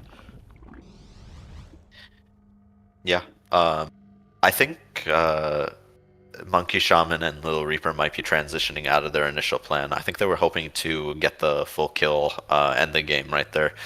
Unfortunately, it didn't pan out for the reasons we stated. Looks like that Warp Prism is on the way. Yep. They managed to do some serious damage to Cyan's economy. That's the big thing. Absolutely.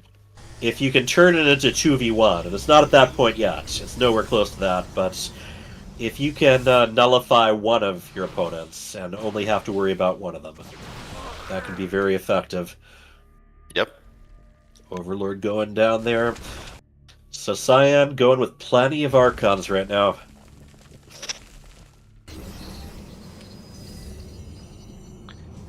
And yeah, he does not have Storm yet.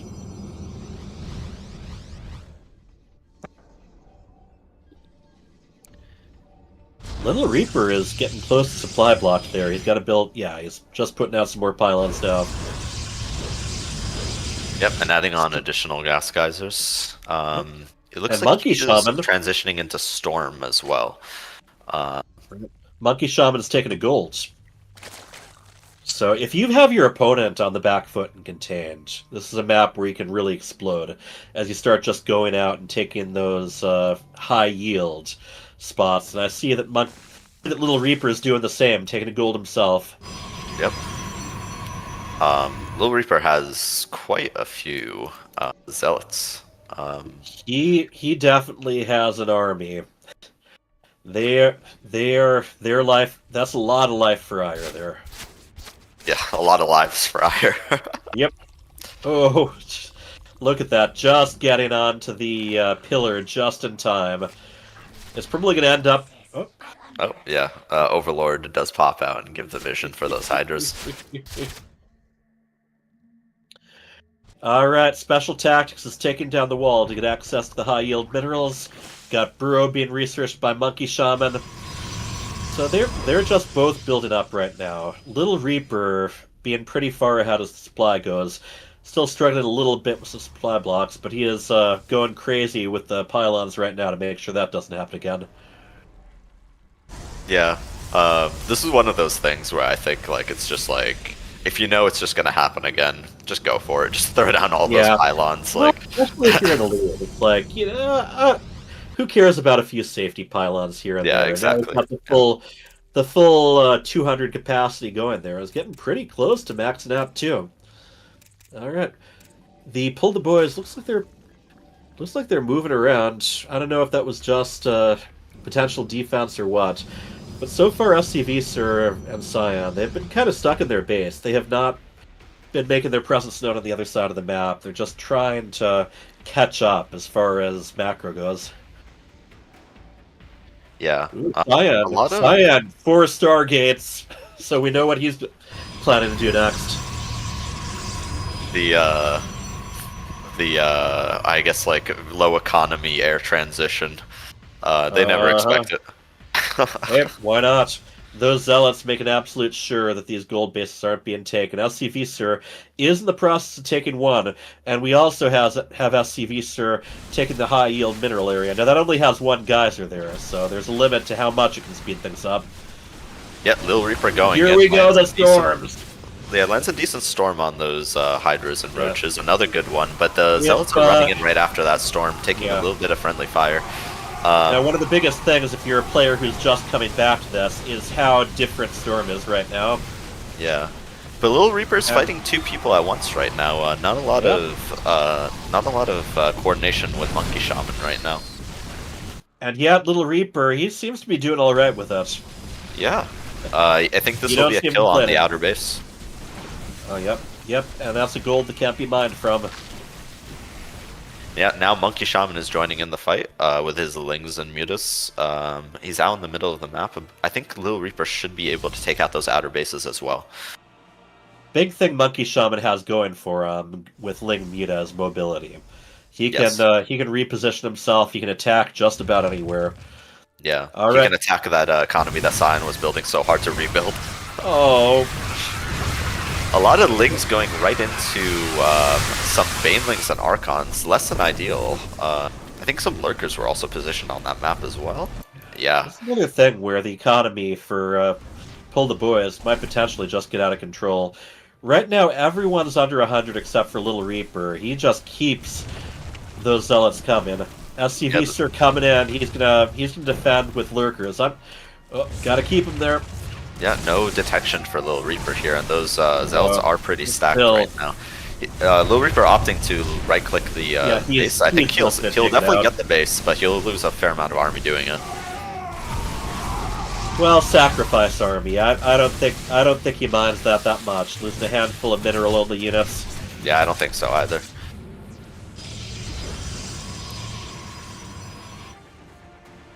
Some Stargates being added on by LittleReaper as well, so it looks like there is a plan for transition here. 6, oh my god, 7 Stargates. Yeah, Void Rays probably not the best against Zealots right now. See how he's doing with units. Yeah, we need to move on to the next tech level. Void Rays just aren't the right response to this army. They don't have the mobility, and their bonus damage against armor just doesn't come into play. I like the Lurkers, though. Lurkers can do a lot against this kind of harassment. Yeah, Lurkers are so good at defending against the Zerg, Zerg or Zealots. Zerglings or Zealots, yeah. I mean, if there's detection for the Zealots, then a lot of the time the Zealots will be able to actually get on top of the Lurkers if they're undefended and just, like, take them out. But yeah, like, if there's a bit of a SimCity there, the Lurkers will do very well. I don't see a fleet beacon for Cyan yet. There is one being added for LittleReaper. Mm-hmm. So yeah, the Zealot's not really able to do as much anymore. But a lot of the damage has been done. Still, I mean, you look, actually, SCVSir and Cyan have a supply advantage right now. Not just that, they're also pulling ahead in terms of the upgrades as well. This is actually turning in their favor, I think, the longer that this game goes.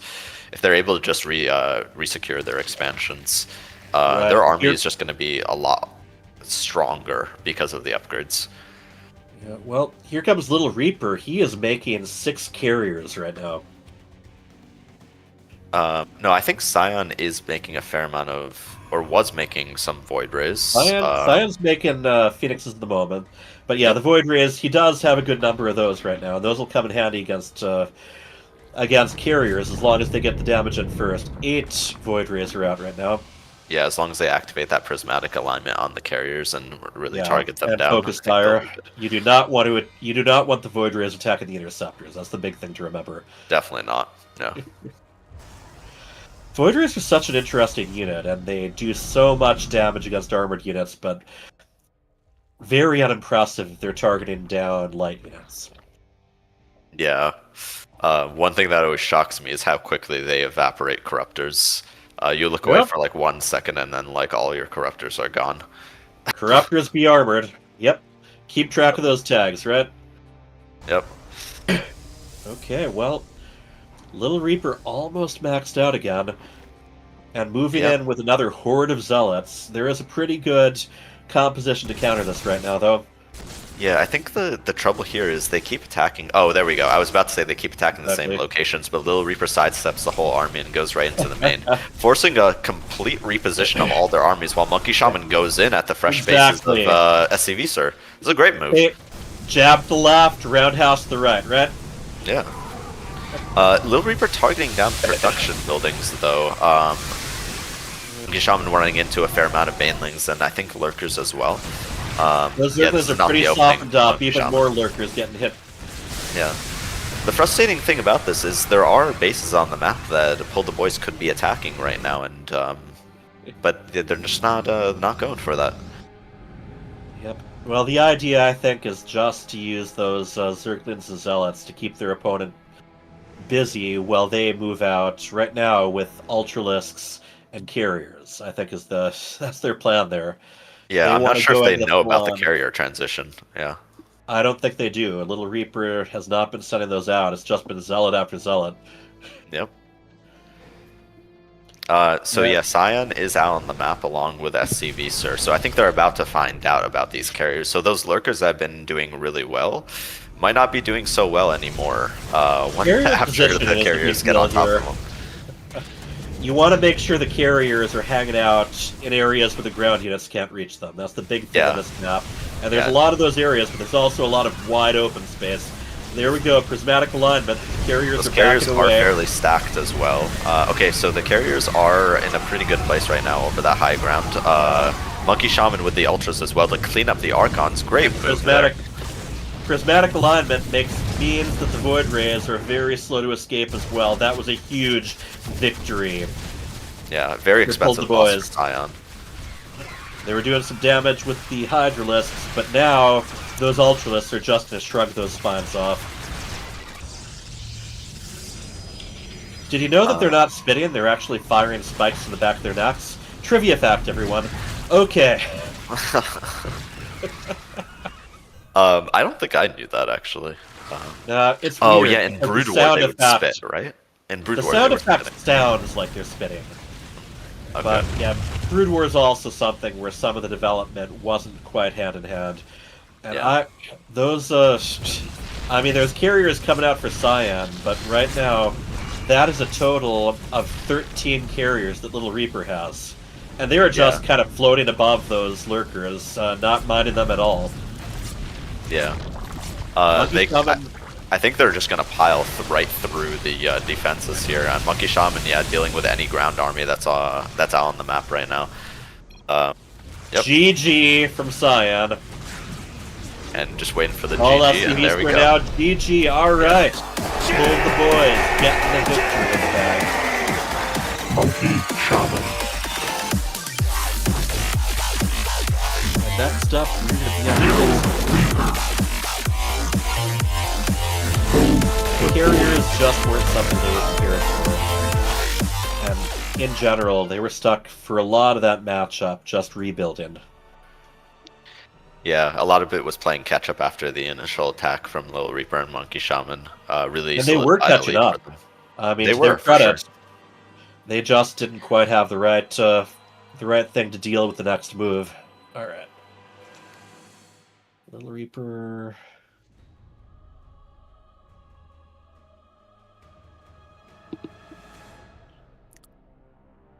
And MonkeyShaman.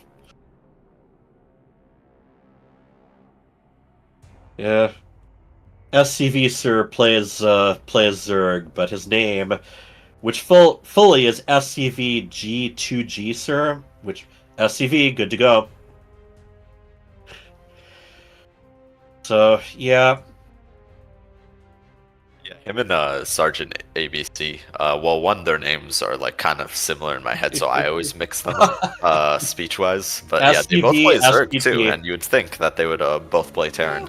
I mean, Sergeant apparently Sergeant ABC is something that his, groupie trains with actually calls him. But yeah, the Sergeant comes more real life than his Terran side. Alright, in the lower left, we have the orange Protoss he is. And his green random partner, this time also Protoss. He goes by the name LittleReaper. And they represent the team PulledTheBoys. In the top left, we have the pink Zerg player. His name is SCVSir. His teammate in the top right, the teal Protoss player. His name is Cyan. And they are representing the team of SpecialTactics. Alright. So this map got a community edition quite a while before. There used to be destructible rocks blocking the gold. Now there aren't anymore. So a big decision to make is not just when to take the gold, but who takes it. Yeah, pocket gold base there. Easy to secure early minerals. Yeah, mine's out a little bit quicker though. Mine's out a little bit quicker and very vulnerable to aerial attack later in the game. It's a bit of a trade-off. It's like, do you want like the early mineral that's gonna dry up a little bit faster, or do you want to secure something out on the map that will last a little bit longer and then save the gold and minerals for later? Yeah. For the record, for anyone who doesn't know, the gold minerals, it's still the same number of minerals per patch, but the workers carry more per trip. So it's kind of like the mechanic that mules go for as well. Mules, as a little trivia fact, do not get anything extra at all when they're mining gold minerals. They just carry the normal amount each time. But yeah, it's a neat mechanic, and I'm glad that we're seeing more and more maps with it. But the idea of these bases that you can mine much faster, but which tend to be a lot more vulnerable. A new queen has emerged. Speaking of bases, Cyan hasn't taken one yet, and he has thrown down a Twilight Council. I wonder if this is going to be early DTs. This is going to be a big Glaive Adept attack. Yeah, possibly with SCVSir throwing in some Zerglings along with them.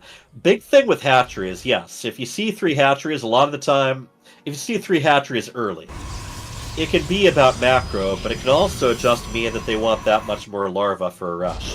And after the last match, it is very possible that they want to try to get this done well before Ultralists and Carriers come into play. Yeah. One thing about this map is the opening at the natural is just so wide. Like trying to defend that entire area, especially when your Zerg teammate has creeped up a little bit at the front. Oh yeah. Yeah. The old, hey, do you get the impression that they weren't really thinking about team games when they added creep tumors to this? Maybe not. Yeah. But, yeah, it's tricky. And also there's that ramp that's partially blocked. A bit of it's blocked by those rocks, but it's not easy to wall off along with those rocks. So yeah, because it's just so far away from your bases, and there's so many different ways that you can get on top of that level to attack into the low ground natural. So in general, yes, this can be a map where you really are making yourself vulnerable. And here we go, as expected. SCVSir heading out with quite a few lings as the with speed about to finish as well. Yes, indeed. Meanwhile, it looks like Resonating Glaives has finished for Cyan. And it looks like he's set up his proxy gateway. Complete with a Morph Prism as well. You know, there's no reason to take chances, but yeah, there we go, it goes down. Yeah, LittleReaper is out, moving away from his shield batteries to try and engage that. But I think he should really use his defensive capabilities. Yep. So Stalkers do not go down quickly to Adepts, but if you focus fire them, and you have the help of those Zerglings, there are more coming across the maps. They're going to want to keep their armies nice and together on both sides. That's the big thing. And those Adepts can draw those Stalkers away. Yep. It looks like the Adepts are going for the Stalkers instead of the Workers right here. Some target firing going on the Workers right now. A little. That that one force field actually really making the adept movement more difficult. Yeah, Cyan and the Bane hit. SCVSir, yeah, just really putting a lot of damage on LittleReaper right now. Indeed, and yeah, I'm assuming they'd want to take LittleReaper out of the game before MonkeyShaman, as far as the level of threat they're going to be feeling. Cyan and LittleReaper have had many a 1v1 match against each other throughout the existence of FSL. Alright, still, they really need to keep their armies intact at the same time. Here we go with the Shade again. MonkeyShaman is putting the Stargate down. Yeah, meanwhile, there's also some more lings in MonkeyShaman's gold base as well. No mining going on there. Yes, indeed. Picking away at that forge. And here's the cleanup as far as the Protoss structures go. Those adapts are still shading between bases. And I think we're at the point where the damage just can't be recovered from. Yeah, both players sustaining huge economic damage right here. We are at 8 and 6 as far as the probe count goes between the two. So that's a dozen probes between them. So they are running out of options very, very quickly. And I think LittleReaper knows it. He's sending all his units across the map right now. I think MonkeyShaman should join him. It's this push that they have and nothing else. No, they're not going to be able to recover economy. You need an economy in order to recover your economy. Alright, here goes. They're going to try for a base trade. Yep, Surgeon's getting right on top of the Stalkers. Less than ideal situation. The Immortals are not surrounded, but also they're fighting Zerglings. Yep. Oh, recall, just like that. Yep, saves the Immortals, but yeah, it's a long way to come back into this game, and I'm not sure if Cyan and SCVSir are going to give them the opportunity to do that. I think SpecialTactics are feeling pretty good about this one. Now, I haven't heard back from Greeempire von Lipvig or Neutrophil about whether they've agreed on a final match at the end of this. We do have a lot of players from both teams who are still available, though. So, if it were a tie, we'd be doing an ace match. It's not a tie, so we can go a little bit crazier with a show match. Just one that doesn't count, where we can do maybe a bigger team battle. Yeah. A lot of the new players are eager to show what they can do. It's the start of a new season. Why not? Exactly. And here we go. Defensive Oracle there. And yeah, they're just keeping the contain going now. Yep. LittleReaper going into Colossi here. I don't hate the idea, but without the economy they're to expensive. Really, yeah. Oh, great move from LittleReaper to body block the Banelings. Yeah, he took out about half of them with that move, and the Immortals are not even damaged. Like. Immortals living up to their name. We're seeing if the Banelings can reach the workers over here. All right. It only takes 2 Banelings to wreck shop, but yeah. They only got a couple, but still, those. When you're this behind an economy, you can't afford to lose anything. There's still one ling in the back.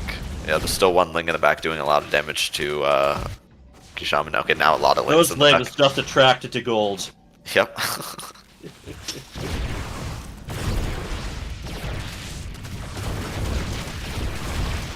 Yeah, MonkeyShaman even targeting down LittleReaper's workers here. They really want to keep them down economically. Right.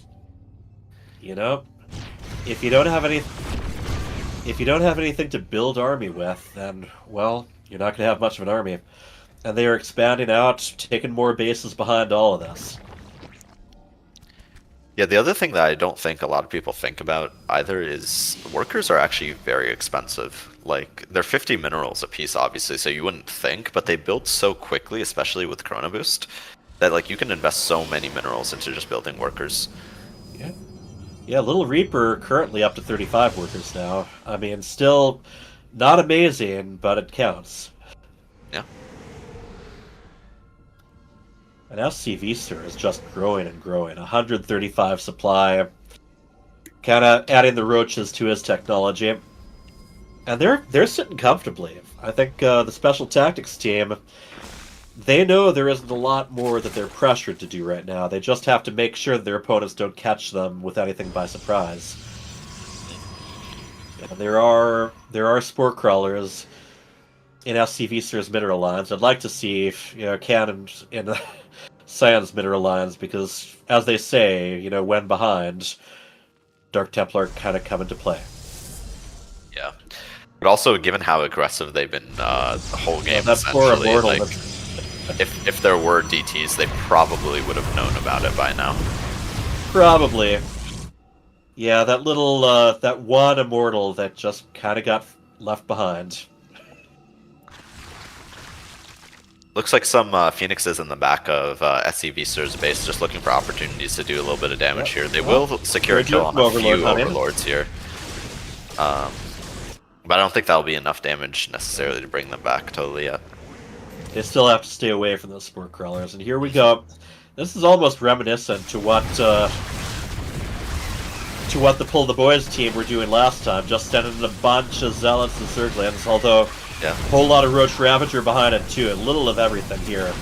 Yeah, there's just so many Roaches here, I don't think those two Colossi will be able to have enough damage to deal with this. Right. Bonus against Light, not against the Stalkers or Roaches. And yeah, again, just going straight into the mineral line. LittleReaper recalls a bunch of workers. Recalling the workers, yes. I mean, that was the only option, so I'm glad he took it. Yeah. And they do corner the enemy attack there. Yeah. But 36 more Roaches on the way for SCVSir, so a remax is imminent. Well, maybe not a remax, but a resupply of the army. Now, talking about what does bonus damage against what, those, neither the Colossus or the Adepts do bonus damage against Roaches or Stalkers, so... Yeah, both to get the bonuses versus Light. Yeah. Alright. LittleReaper back to mining again. I love the fact that he is still keeping that stuff in mind, just doing whatever he can to keep the workers active, and the Phoenix is chasing down the Warp Prism. Yep, after trading the armies, LittleReaper and MonkeyShaman are going out to try to be aggressive again, but I think this it's a little ambitious just given the fact that they won't have their SimCity to rely on for the defense. Oh, good move by MonkeyShaman to lift up the Ravagers, really removing those power units from the equation. But there's just so much volume here for SCVSir. Exactly. Good micro from LittleReaper though, with the kiting. Roaches and Stalkers just keep coming in. But yeah, now with Zealots with charge getting on top of this army and the Blink Stalkers jumping right on top of the Colossi. Making sure the Colossus can't retreat. Yeah, and the Roach Stutter Step getting right on top of that army, killing the last few Adepts. I think there's little that PulledTheBoys can do at this point. The trap is just closing in. Nope.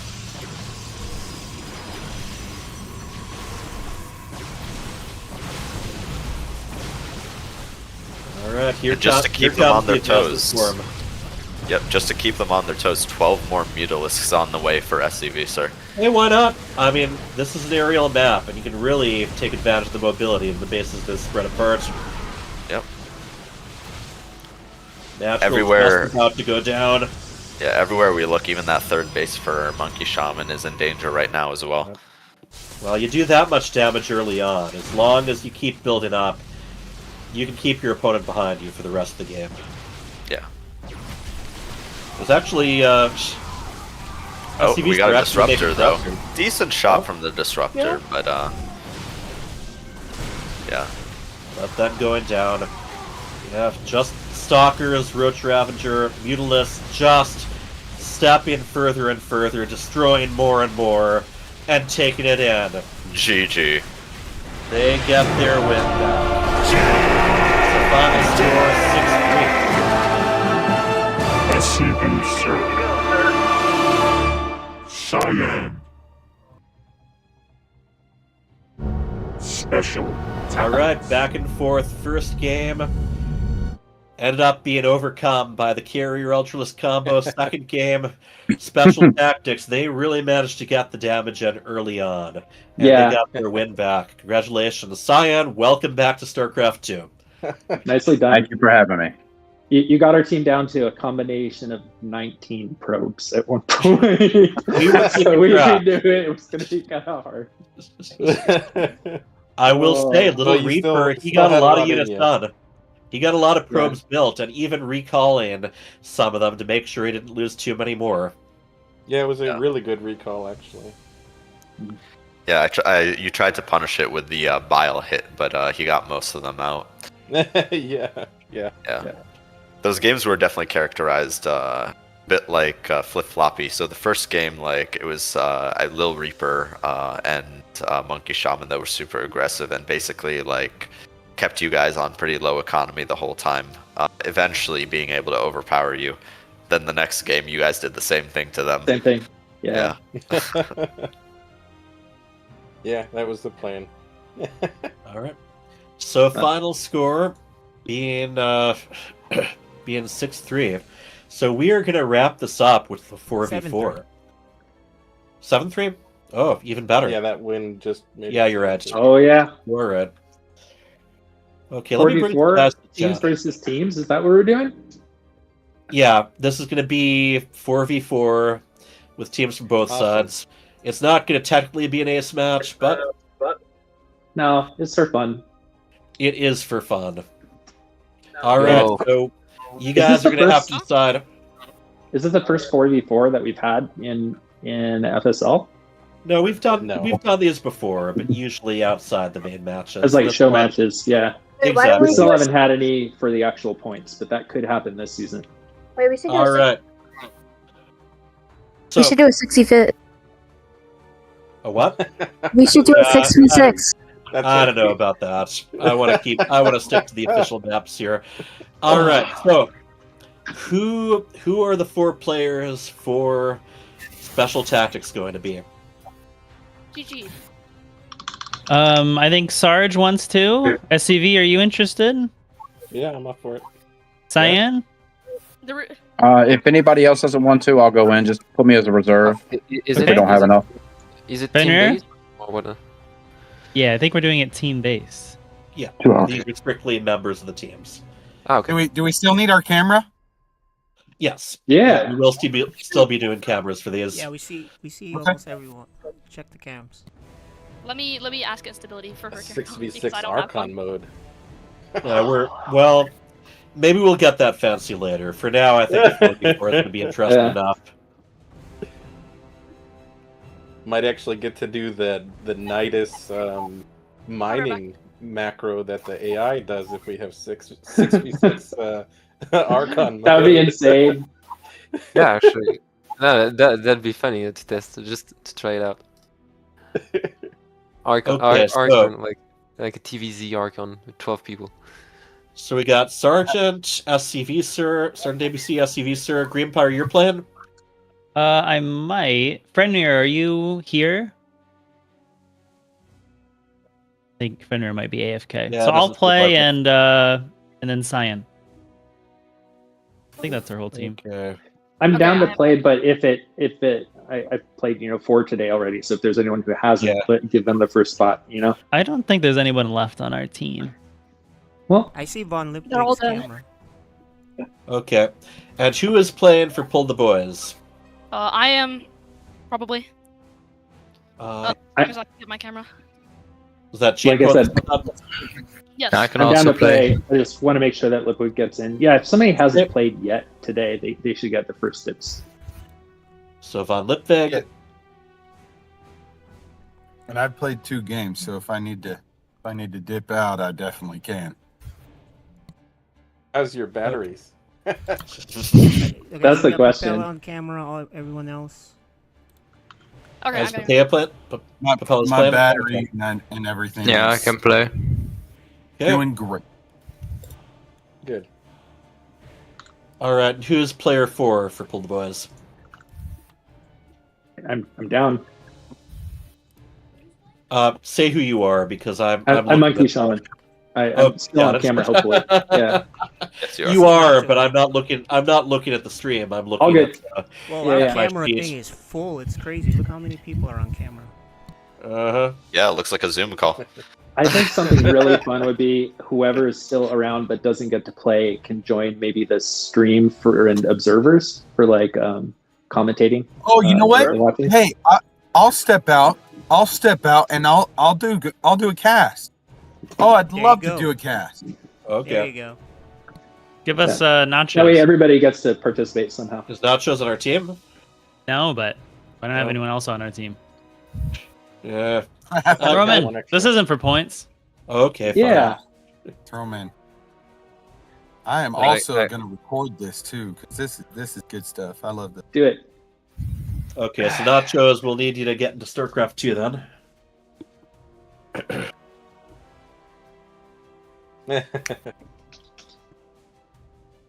And this is just going to be a best of one.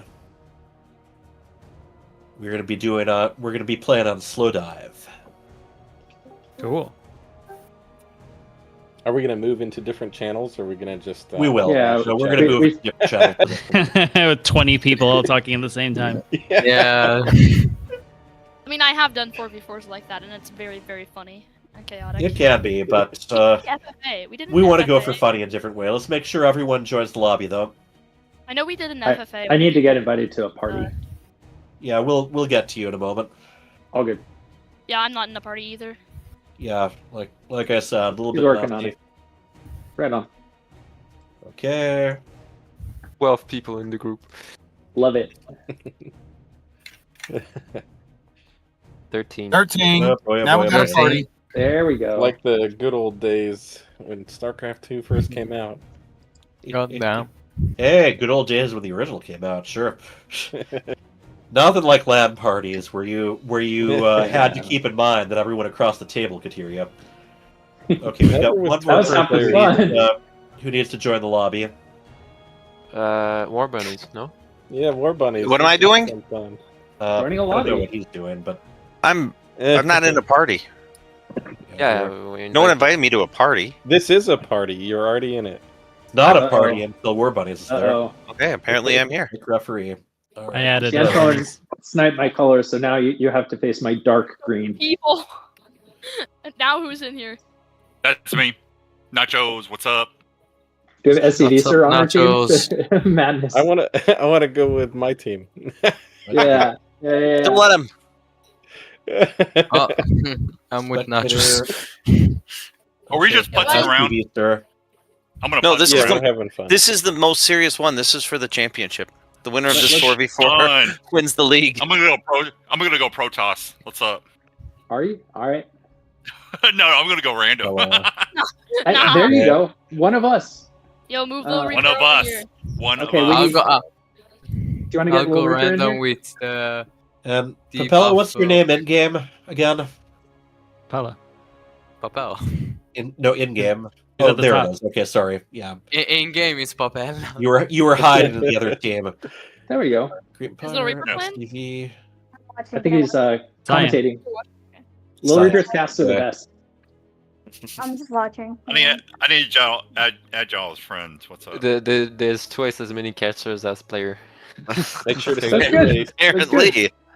It's basically It like just home means that we're story gonna camp, but have the audience is probably a participating too. bunch of people around after for some fun games. It's removed from Yeah. the We'd have enough for a massive FFA. Let's go. Yeah. Or maybe a massive Archon. Who knows? Yeah. Okay, Yeah, But we can do four. There is 4v4 Archon where 4 people per Archon. But yeah, maybe next match. I've already decided on this, so we are going to get ready to go. Wait, Oh, JudgeFae is still here? Okay. Yeah, I was kicked out of the group. Okay. What? Oh boy. So- Yeah, this tell is me going to to be in. be a little bit crowded. Wait, what? In the... So crowded. All right. What? Guys, how many times have we had 14 people on a FSL live stream playing a show match? It's got to be When one was of the one, last man. time we've done something like this? gotta be one of this an one. FSL first? I think so. We have not had this many observers all together at the same time. No. So All right, many I'm invited observers. to Atomic again. Yeah, thank you. This is extreme. It's season 10, season X. We're in the X games. All right. Oh, we're in the X Games. I like it. Okay. So I am going to try to translate all of this to lobby 1 and 2. This is so... And he will... So whoever's not I love playing is that commentating? Is that what's happening? Yeah, apparently. So. I got you. So I got look you. at the Phil. matchup. It's gonna be It's good. it's double Zerg and a Protoss, and double Zerg and a Terran, and a random on each team. Perfectly balanced, as all things should be. Thank you, David Kim. By the way, back in the day, no. we have a custom 6v6 map that we could resurrect. Please Sure. do. Yeah, that sounds like a great time. That does, doesn't it? Mhm. Let's do it. Okay, All right, maybe hold for on. next week. Yeah. I'm just Yeah, happy that this many people showed up. And stuck around. Hey, Yeah. good going, guys. All right, MonkeyShaman. There we go. All right, so everyone's in their lobbies for observing and casting. We have Atomic, Hyper Turtle, Nucleo, SgtABC, and War Bunnies. Hey, you know what's funny is the production tool that I use to announce people's names. It can't support this many people. I have to type them one by one as we intro. Oh, yeah, I know. I've done that before. So, yeah, let's say the players' names very slowly, okay? Are we gonna do the production of actually putting their names up? Yeah, we're gonna do that. We're just gonna give KJ a little bit more time because he has to search for half the names. So Well, I would made an say do it improvement. I in can order just to put three letters and it fills in as soon as. Oh, I know. it matches, so. I've used it before. All right, so we'll All right, start. We'll 4v4 start on action. Greeempire, SCV, and Nacho side. We'll start on the Zerg side. Well, shit. Oh crap! Whoops, my bad. In the upper left, we have the blue Zerg. His name is. His teammate, the Protoss, in the red, and we call him. Next up, a yellow Zerg. Goes by the name of Cyan. And last but certainly not least, we have an orange Zerg. And he is a cheesy guy named Nachos. In the bottom right corner, we have the green Terran. MonkeyShaman. And the light blue Terran, his neighbor, Papella. And of course, if you want to get owned, then get owned by the green Zerg. ChiefPwn. With his neighbor, the pink Zerg. Oh my gosh, that was so hard to move around, but we did All it. right. All right, we'll catch our Did we breath. give you enough time? Did we give you enough time? We stall enough, yep. All right.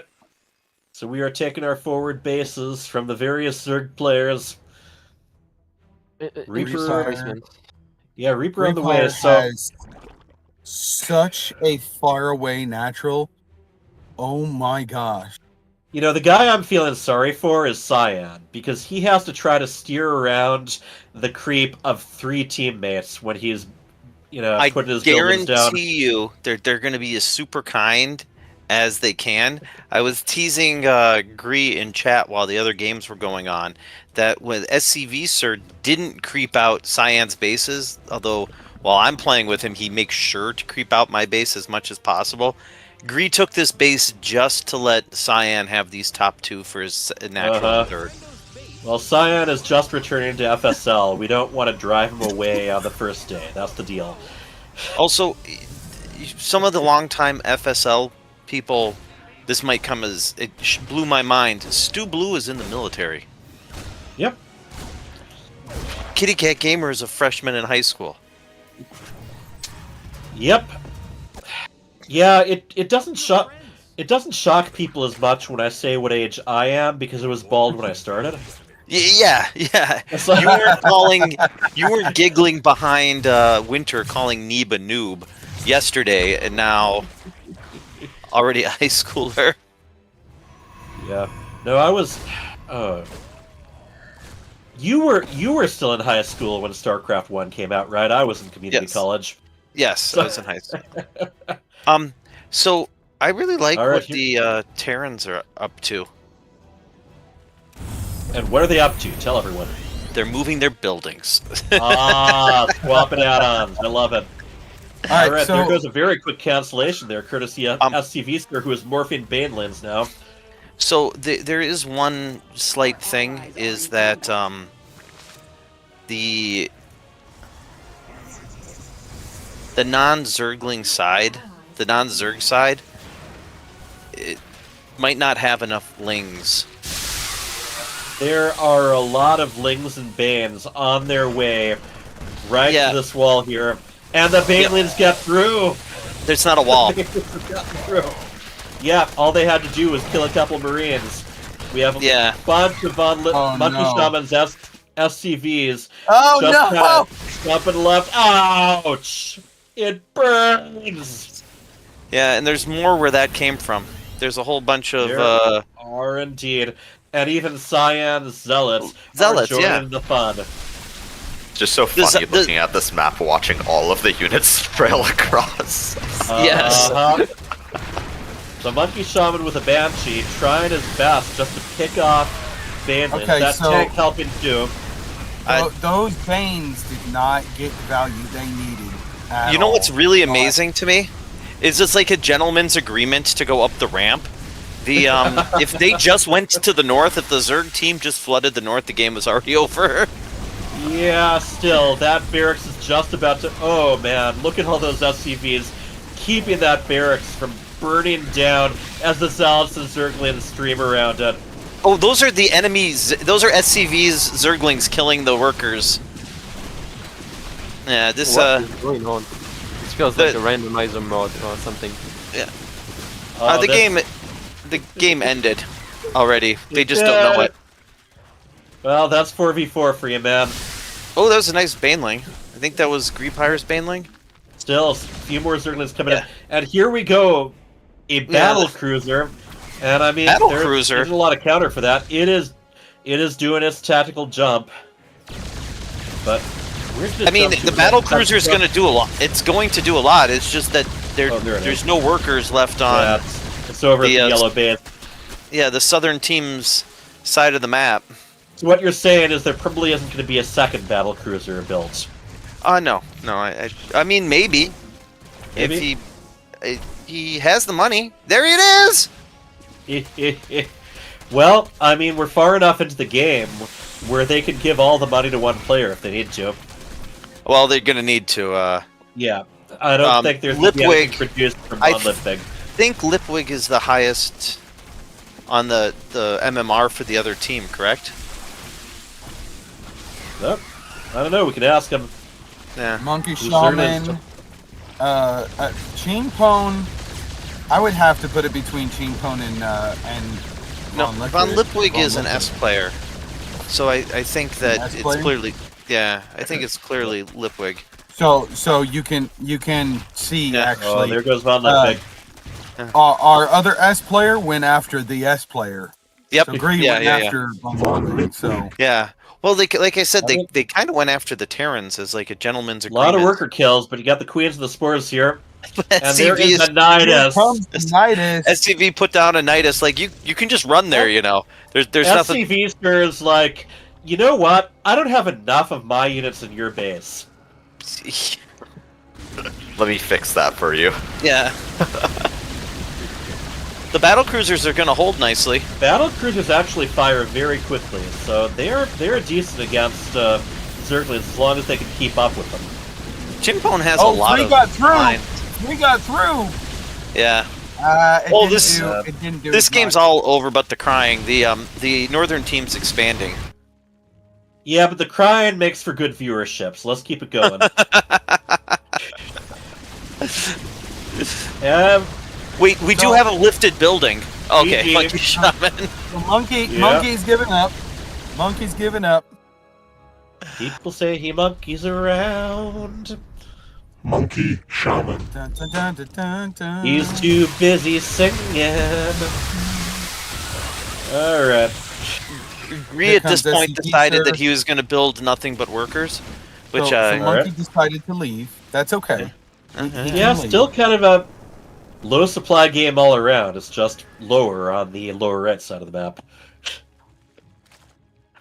I mean, there's 3 battle cruisers and there's only queens that shoot. Oh, now there's 14, 15. There's enough dockers. Fire being built.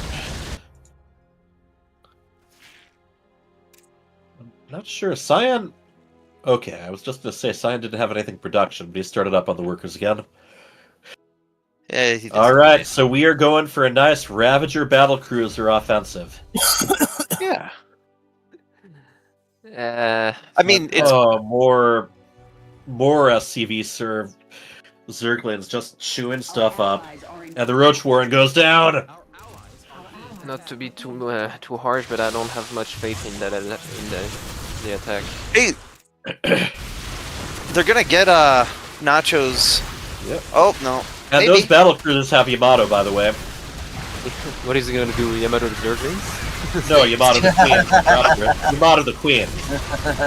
Yeah. That's what you want to do. Possibly the Spore Crawlers, but usually the Queens. Hey, what's Yamato with you? Kill all. Man, all right. I didn't have that one on my bingo card. You go.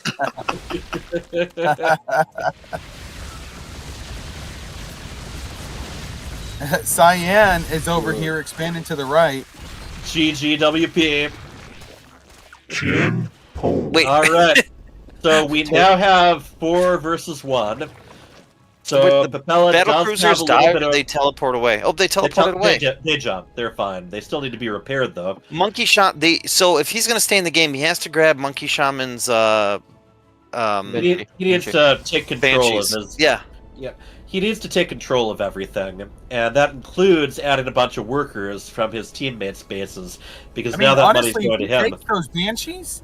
If he takes those Banshees with all these, Yeah, with all the battle cruisers, he could do some damage. Potentially, but any damage he's going to be done has to be now before more Corruptors come out. Actually, yeah. Those Banshees have cloak, and there is He no needs movable to F2. detection. He needs to F2 and take control of his teammates' units. F2 doesn't grab even dead units. You have to manually grab them. Yeah. Really? I think it does. I know that. No, I know it that, doesn't. Okay. Trust me, I'm an F2er. Okay. Trust me, I know about F2. I have experience with this. As a guy who plays multiple team games, I know and an F2er, and you, Hyper Turtle, are no F2er. F2, right. If you F2'd enough, you'd know that once a guy leaves, it doesn't move his army. So you got a control group. He's going after the production, and there goes So this one. is and gradually he's not gonna looking keep even this worse. other one. Just Yep. All right, what kind of damage? GG, there we go. He's just gonna let it happen. That's okay. Super what fun. What a show match. What a show match. Yeah. We had. all right. Really So hard to observe. Oh yeah, imagine. 8-player games really are, but the Northwest team was very helpful in that they kept attacking exactly the same spot. So that had to make it easier on you. We are done with the first day of Season 10. We have a lot of fun incoming. So, yeah. Good games, everybody.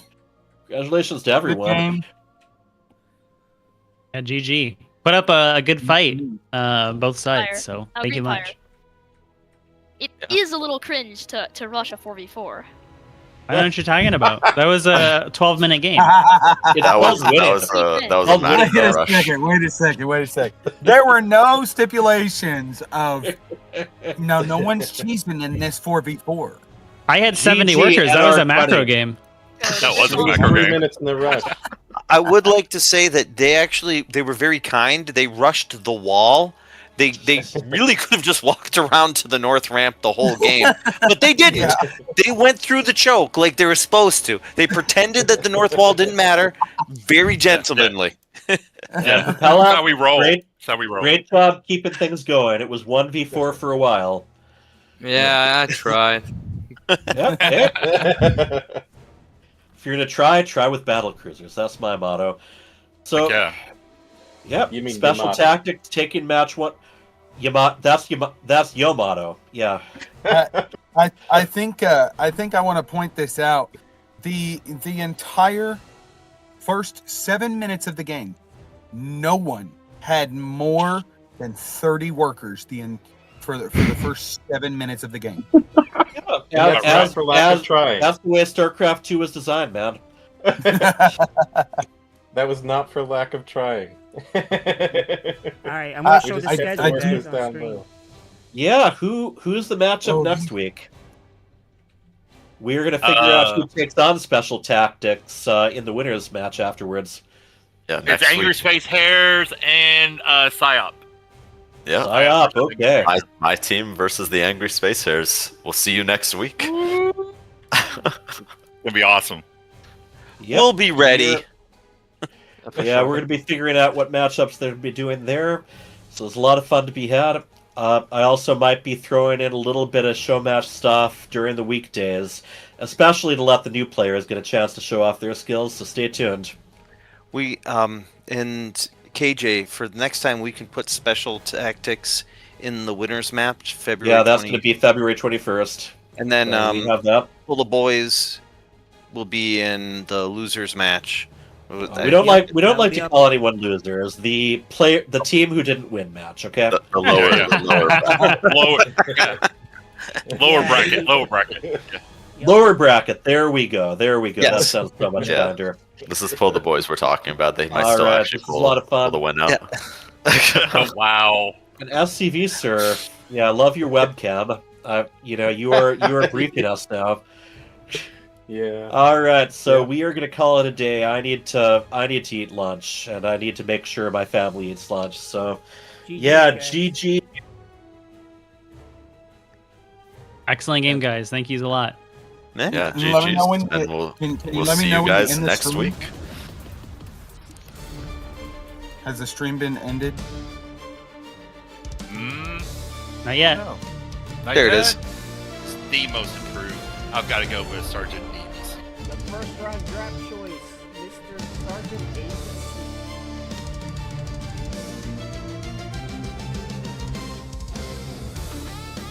It's fun and hopefully you'll get some good results. Oh, I would enjoy this. Okay, there are your teams for season 9. Yeah, a very good try overall.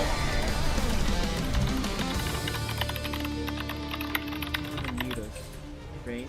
Yeah. That's the thing that they got you. So it looks like that.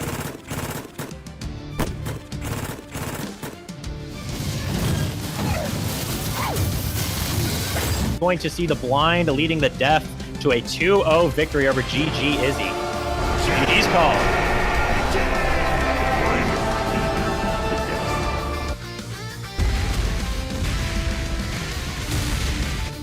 Kitty cat has claws, ladies and gentlemen. These probes are going down. Hey, you know what that piece is? You know? Oh, you're not.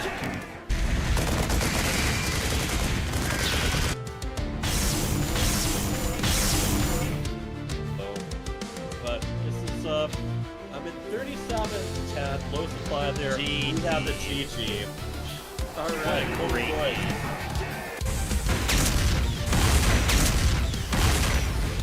SgtABC ties things up. Each team has 1 point. Excellent. And today we've got a special treat for some of our players because they are going to be taking on the 2-time world champion Cyril. Battle cruiser operational. 30 units. We have the GG.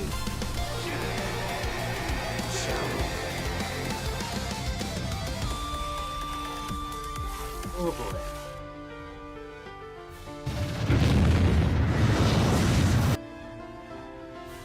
He has come in with guns ablaze.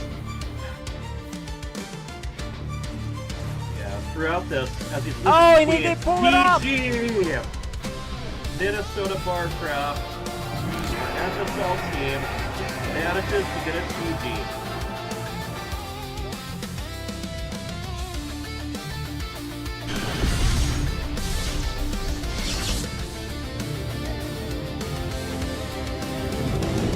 Chiefy Nacho. Aegis Raider